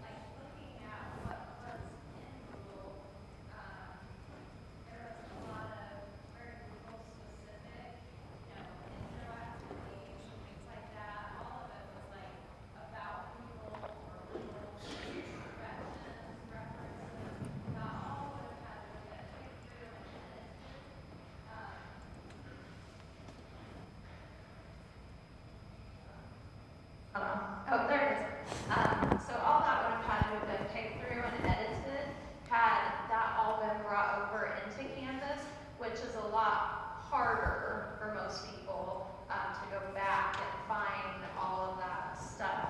There's also, because we see like a lot of the courses and we know what's back in the files and stuff. There's a lot of courses that still have my files from WebCT, and that was how many years ago. Yeah. So you don't want all of that stuff. You know, we want to try to make this move. This is a good time. There's time for prep. You know, there's time to go through the courses. Really, you know, like she was saying, you know, think of how you want to do it, not how you've had to do it. You know, so there might be some things that you want to try, that you want to do. So don't just bring over like all of, you know, the old stuff. Let's go into this, like let's prepare. Let's really make this transition, you know, really clean. So you're starting off on a good foot with a nice clean slate, a nice fresh course. You know, that's how we're looking at it. For the pilot group, there were things like the quizzes that were made in Google that we did bring over into Canvas from Google, but we backed up only, like we helped the instructor back up only what we knew would transfer successfully and what she wanted. And so we didn't bring just everything in. So like it says in that orientation, for your backup, if you're going to transfer stuff from Moodle into Canvas, have only the items that you know will transfer and the items that you want in that backup. Don't just back up the whole thing and plunk it into Canvas. That's not what we want, okay?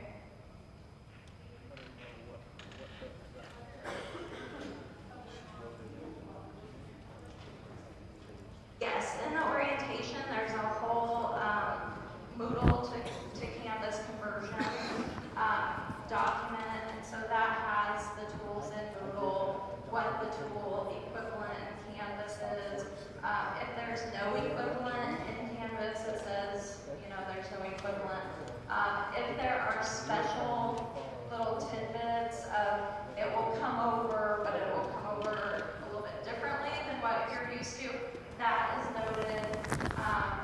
There's some items that need a little bit of prep in Moodle before you transfer them, so all of that information is noted on that document. So, and then we'll, you know, we've learned some things with the pilot too, so I'll be adding a couple of new documents in that orientation, but I'll do an announcement as I add new things so that you're informed.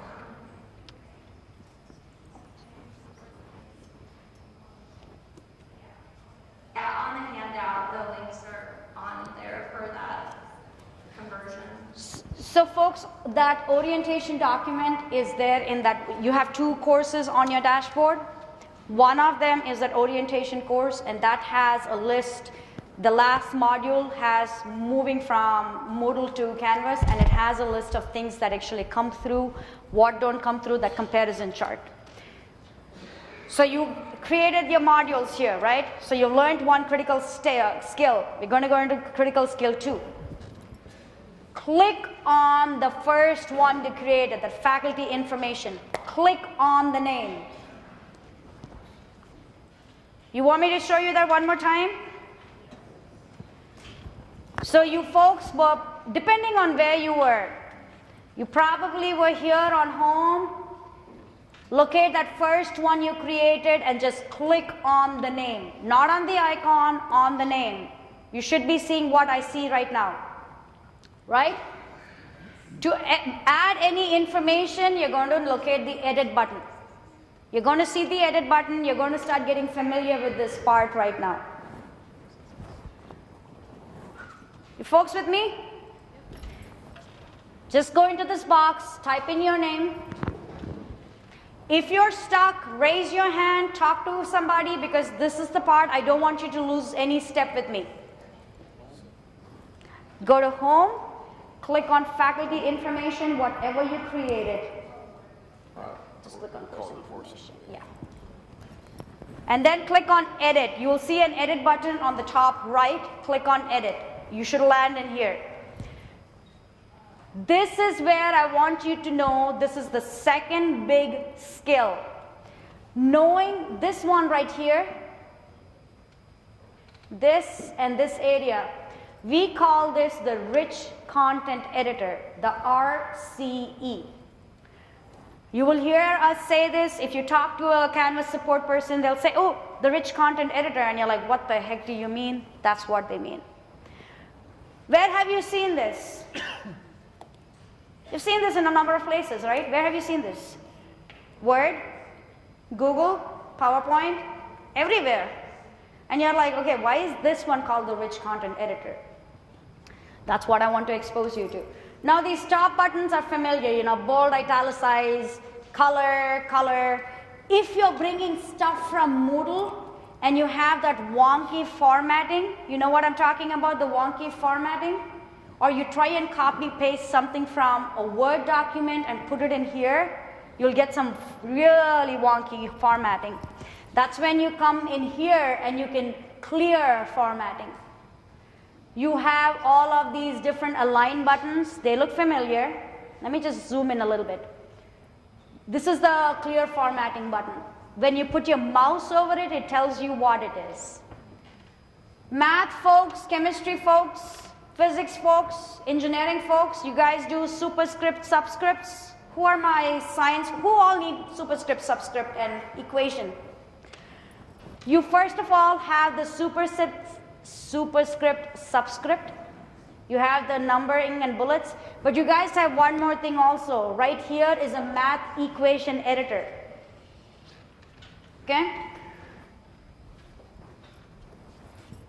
I just want you to come here, just put your mouse here, just type in your name, your office information, just put in a little bit of information. Don't type like me.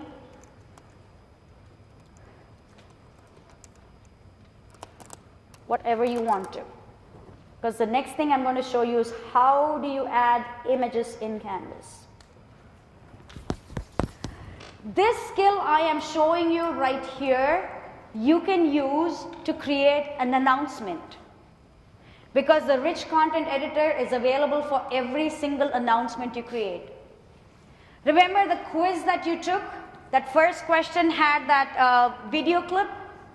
And there was another one that had an image using the Rich Content Editor. You can also, your answer choices can be images. So maybe if you're teaching, I'll use radiology, maybe you tell them, what will the ECG, what will the ECG look like if this patient has arrhythmia, and you post the questions of 4 different ECG images. Or you know, I'm going to go back to John Deere. You can say, okay, this will tell you how little I know about different tools. What tool would you use in order to do this? And you can put pictures of the tool. Think of your subject. That's what I mean by think about how you would like to assess your students. Because at the question level in the quiz and also the answer in the quiz, you can use the Rich Content Editor. Students also can get the Rich Content Editor when they're submitting an assignment. So that's why their assignment can have images. Discussion board can have images. Your discussion board, you can tell them, hey, instead of typing an introduction of yourself, just give me a little video introducing yourselves. How do you do all of that? Is there any way, let's say you're teaching 3 sections, is there any way to do one announcement automatically in all 3 sections? So great question. What if you're teaching one course and you want that same announcements in 3 sections? There are a couple of different approaches. One approach is, again, this is where you talk to your team, you talk to your IT. If in Moodle you are merging courses, you will talk to your team and they can cross-list your courses so you can create an announcement and essentially run all 3 courses from one. On the other hand, if there are 3 separate boxes on your dashboard, they operate as 3 separate courses. So which means if you make an announcement in one, you can copy and paste the message and make the announcement in the other. But if you're creating, just create the master course and then just copy to the others. So adding an image, there are a couple of different ways. I'm just going to show you one way that takes care of pretty much everybody. Put your mouse where it needs to be. You see on the right hand side, you see links, files, and images. Does anybody not have it on the right hand side? Does anybody not see it? Because what may happen in some of your cases is maybe your computer is completely zoomed in. If your computer is zoomed in like what you're seeing right now, you're not going to get those things on the right. It's going to be down here. So that's why I want you to know to add an image, just click on images on the right hand side. You can search through Flickr. That's not my favorite way of doing it. I like to upload an image. Choose a file. Look for an image. Do you want me to do that one more time? Yep.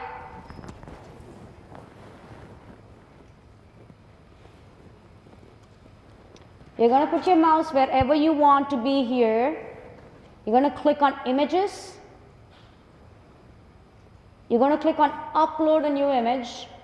Choose an image and find. The image has to be some image type, JPEG, TIFF, GIF, whatever. But are you seeing that the upload button is gray? How many of you are seeing a gray upload button? The majority of you. The reason is Canvas is asking you to start thinking about accessibility right here. It's saying, hey, it's an image. It's always a good idea to add an alt text. An alt text is a description of the image. So don't write the same name. And actually, I think Brandon is the one who created this amazing resource which they either have shared with you or will share with you about some of these accessibility features as you're building. So I'm just going to say profile or I'll say, you know, just nourish a picture. So which means when a student who's using a screen reader is using a screen reader, it'll read out what that alt, the message that I have just typed in. Now do you see the upload button? Yes? Now when I click upload, the image is in there. Now I didn't put my picture there, I put something else. Give me a thumbs up if you were able to add an image.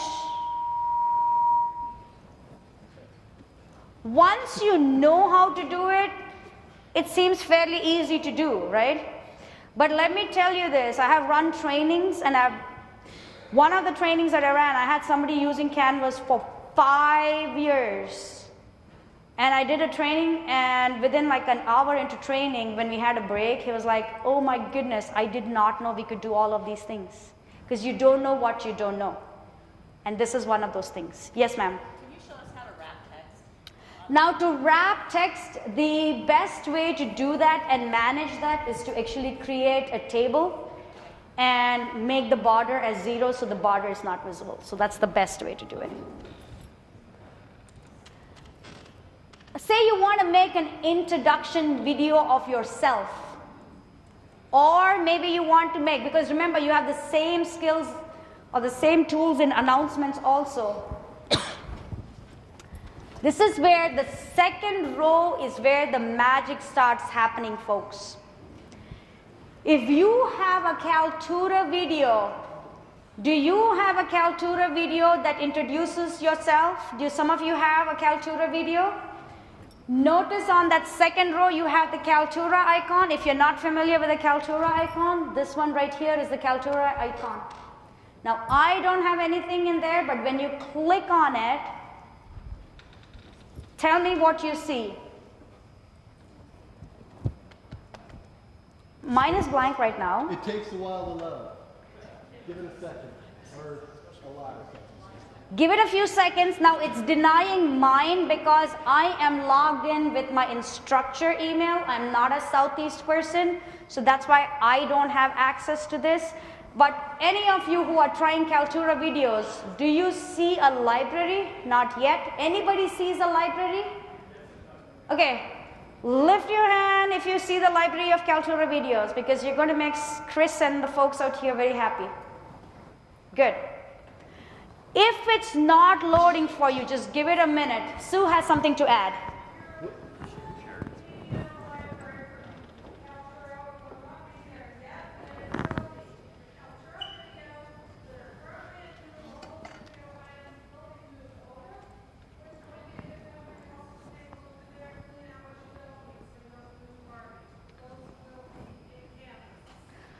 Everyone's looking at an empty database right now.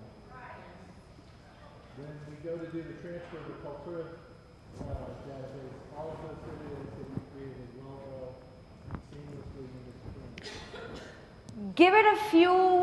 Give it a little bit of time because they're adding, Canvas talks to different system, and one of the things that your admins, your institution, your virtual learning team is doing is identifying the different tools that faculty are using.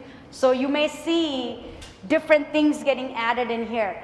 I want you to click on the V icon, folks. Click on the V. Notice three things right now. Office 365, YouTube, and Google Apps. I'm just going to have you all click on YouTube for right now. Click on YouTube. Oh, I clicked on the wrong one. Of course I would. How many of you use videos in your classroom? When I say videos, it could be any videos from, I'm talking about TED Talks, Khan Academy, Vimeo videos, YouTube videos. Again, just a little higher. A lot of you, right? When you click on YouTube, you can search right here. Give me a topic. Give me any topic. Okay, I'm going to do. There's only one music video I will look for, Bryan Adams. That's the only way I check my sound system.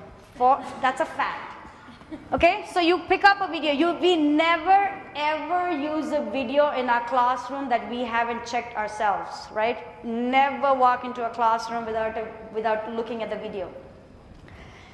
You are able to click right here and watch the video right here in Canvas as you're searching. I'm like, nope, that's not what I want to show. No, definitely not. Go back to search results. Maybe, let me see if this is the one I want to, maybe that's the one I want my students to watch. Okay? I can click on embed and embed small. Try that. Let me show this one more time, folks. I went to the V icon. Is everybody with me here? V icon. Went to YouTube. Put in any search term. So that the animals.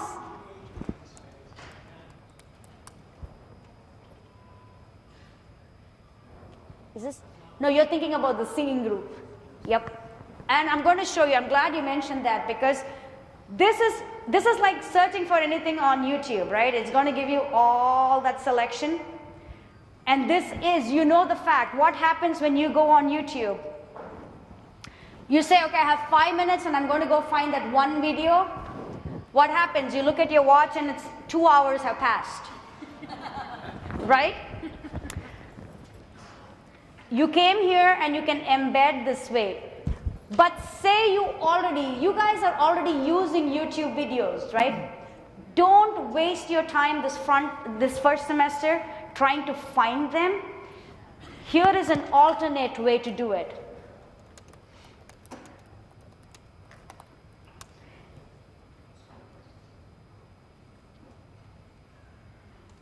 Say you already have a list of YouTube videos.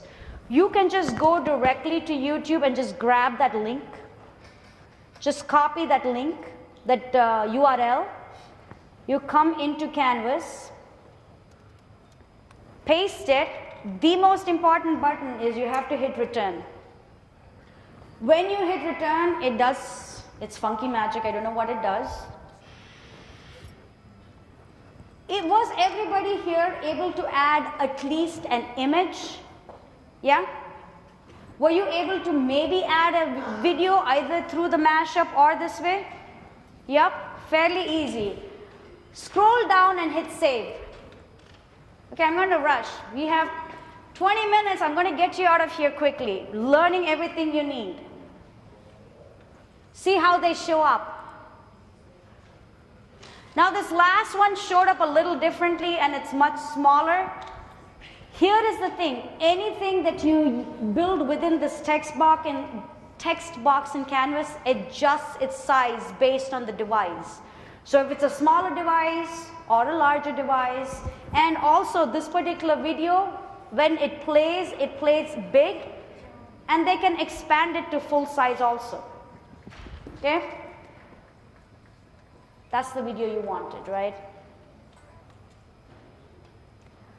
Click on home again, folks. Everybody with me?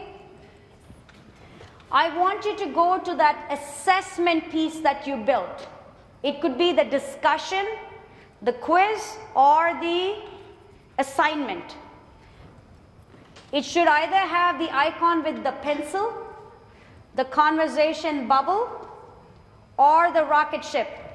Do you have that? Did you locate that? Click on it because I want to teach you another important skill. Yours will look differently. If you added an assignment, it should look like this. How many of your screens look like this? You guys created an assignment. For those of you who created a discussion board, you probably see, now I have a lot of instructions in mind, so you're going to see something completely different. Is that right?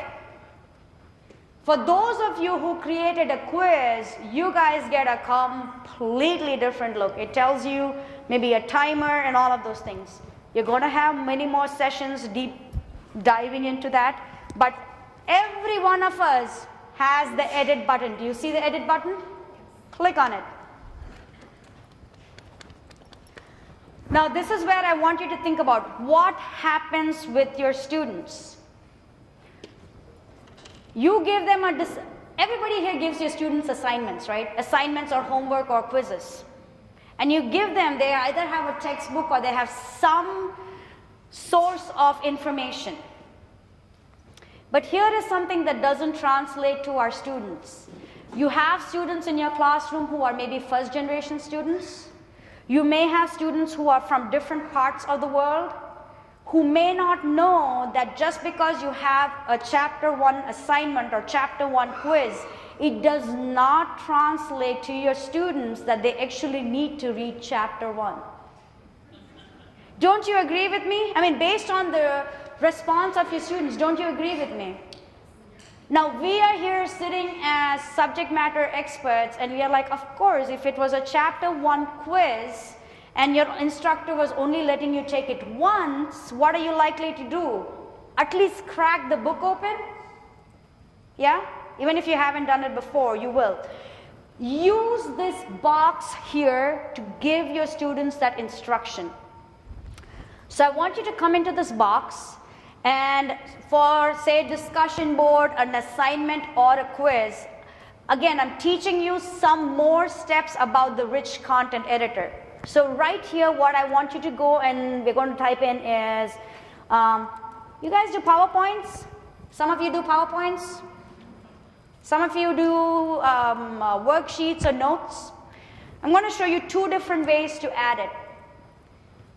Okay, I won't just say chapter 1. I'm sorry, this is how pedantic I am with my students. Read this chapter 1. I tell them, I give them instructions because I don't want to assume they know what to do. How do you bring in a file? And I'm going to show you 2 different ways.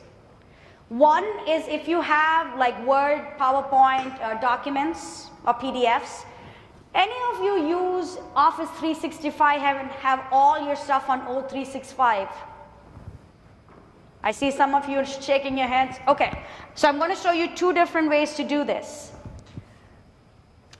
For if you have your stuff, this could be your syllabus, this could be your PowerPoints, it could be your files. You see where it says files on this right-hand side? Just click on that.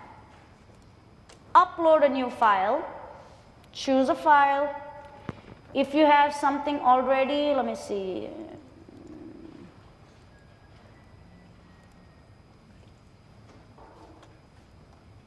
Oh my gosh.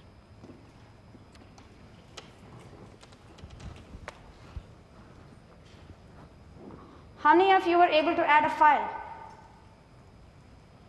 Let me show it one more time to folks, okay? You can add more than one file. Read this chapter. Refer to this PowerPoint. I'm going to come back to upload a new file because you can add as many. Because there's this concept called proximity.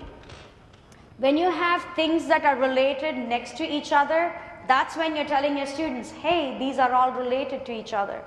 Because if you give your chapter 1 notes in one place and you give your PowerPoints in another place and something else in another place, they are not necessarily making that connection that they're all together. Okay? So you can put in additional stuff here also. Was this fairly easy? Come on. It's a PowerPoint with images, which is why it's taking. You learned? Yes, sir. You can, yes, it doesn't edit the name of the file, but you can come and change the way it displays here.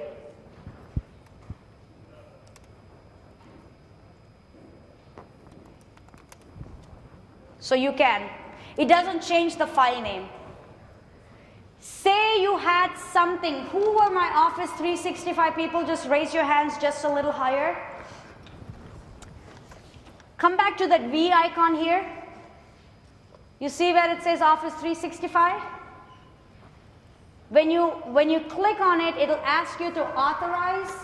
You will put in your institution credentials and it'll be able to pull whatever you have in your O365.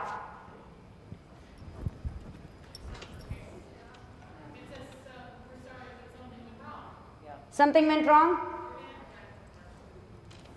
Okay. It worked for you? You gotta do it again. Okay, click it again. Try another browser otherwise. Did anybody get it to work?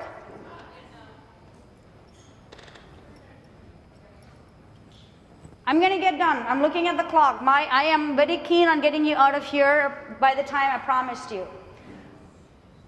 So there are two ways you can add files. I want to expose you to, if you want to make a video for your students or create a video in the announcements. Remember this icon we saw in the gradebook? It's here also. You can come in here. Now if you're asked for Flash, depending on your browser, you may have to enable Flash. Now on the app itself, Flash is not required. And we are moving away from Flash, which we've heard it from clients, we're moving away, but your students will not encounter this if they're on this. If they're on a desktop or a laptop, they may see the same thing. This is a computer specific thing, not a Canvas specific thing in that sense. Oh, come on.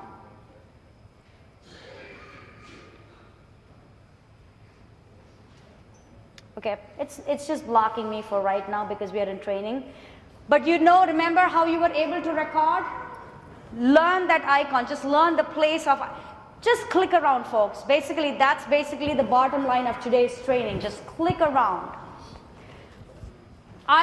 Yes, ma'am. If I use my 365 sign-on, are my files linked? Yes. When I'm in Office 365 and I make changes, will they automatically? Yes, if you link a file through here, through Office 365, you also have Google. If you make changes, those changes reflect to your students. Yes, and then I'm coming to you. Are we limited to the size of the files that we can bring in here?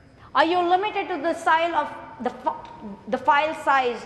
Usually for each file there is no restriction. By default, every course has a 5 megabyte limit. Your student work is not counted against that limit. We haven't hit upon an issue where that has become an issue. The file size is a limit. 5 megabytes is limited? 500 megabytes. Oh, 500. Okay. Yes, ma'am.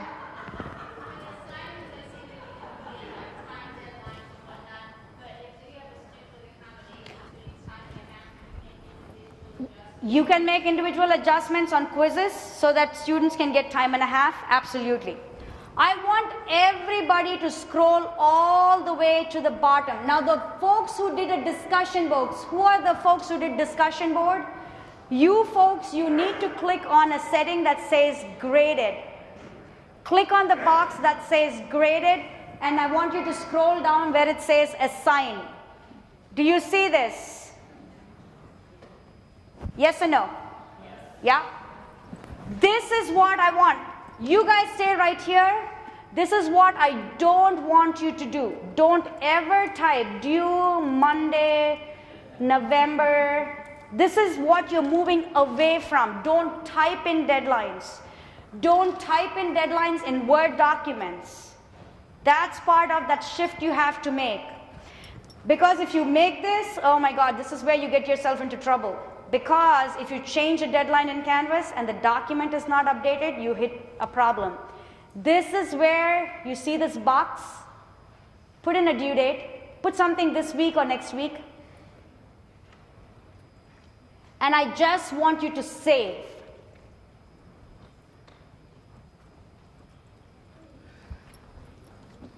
And I want you to click on Home on your navigation. Okay? Are you folks back here?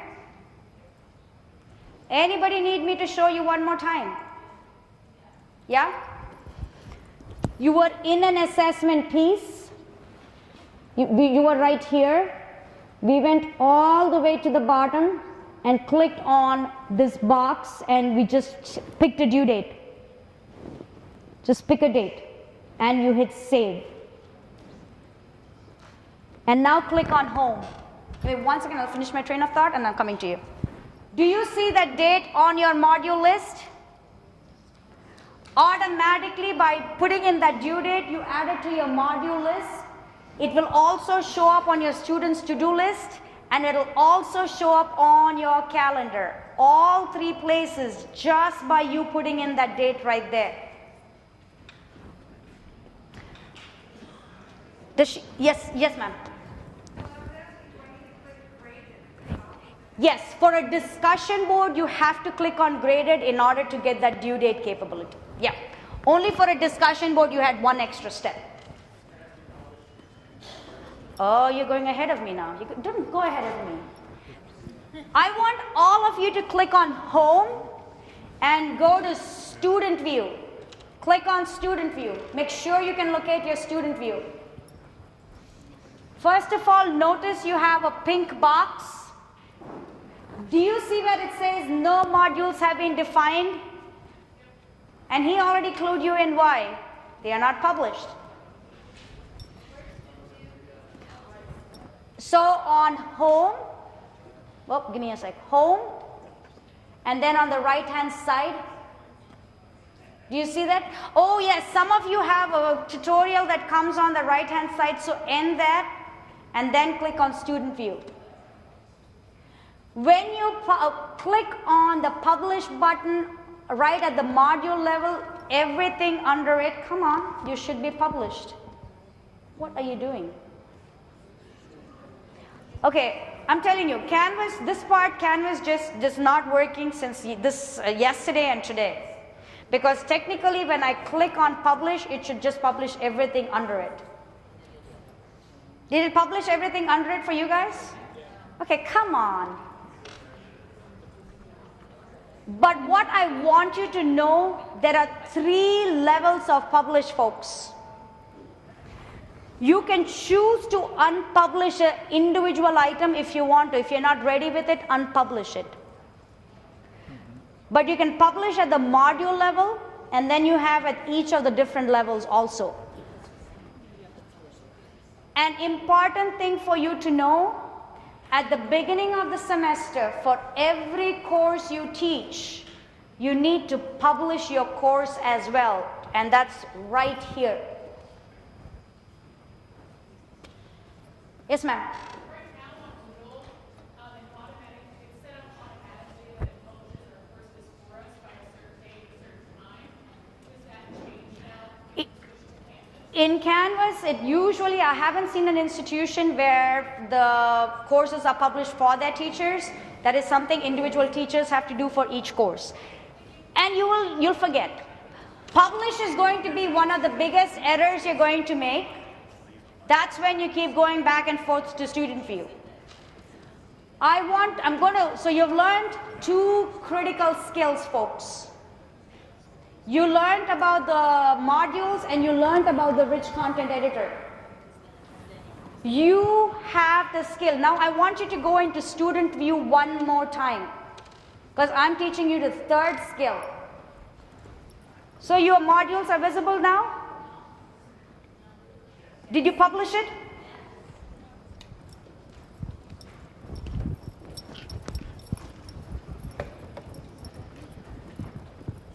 Leave that student view.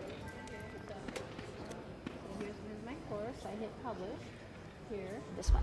You got to publish. Yes. What's the difference in that now? That is only the course. You're opening the course to students. Oh, so Yep. you need to do each one? Yes. And you also need to do it for individual items. Dear God. So Canvas is controlling or letting you control what you're able to show your students. Notice your navigation, folks. You see your navigation on the left-hand side? By creating a really rich course, and if you don't customize your navigation, your course just plummeted in terms of its effectiveness. Your students are just going to click around and waste their time. They're not going to know what to do. I want you to leave the student view, and I'm going to show you this last skill. How to customize your navigation. You with me? Scroll all the way down to settings. Remember that pretty picture on the top? You will add it from here. We're not going to stop for it right now, but this is how you add that pretty picture on the top. I want you to click on navigation. Okay? Here are just some recommendations. Your team will give you more, and you may need some specifics. We are going to leave home announcements. You have syllabus kind of halfway, just drag and drop it under announcements. Drag modules up and drag grades up. So you have home, announcements, syllabus, modules, and grades. Home, syllabus, modules, something else, and grades. Announcements and grades. You have the rest of the stuff. There are two ways to hide it. And I'm going to show this one more time. So you're going to scroll down, and there is a place where it says drag items here to hide from students. I can either just drag and drop it here like this. Actually, you want to leave you do it also, because you're going to use that. The rest of the stuff, I can either go one by one and disable, or drag and drop. I'm a drag and drop person. Once you make these settings and you copy it over to your other course, all these settings copy over. So essentially, I only want those items on top. Home, announcements, syllabus, modules, grades, and you do it.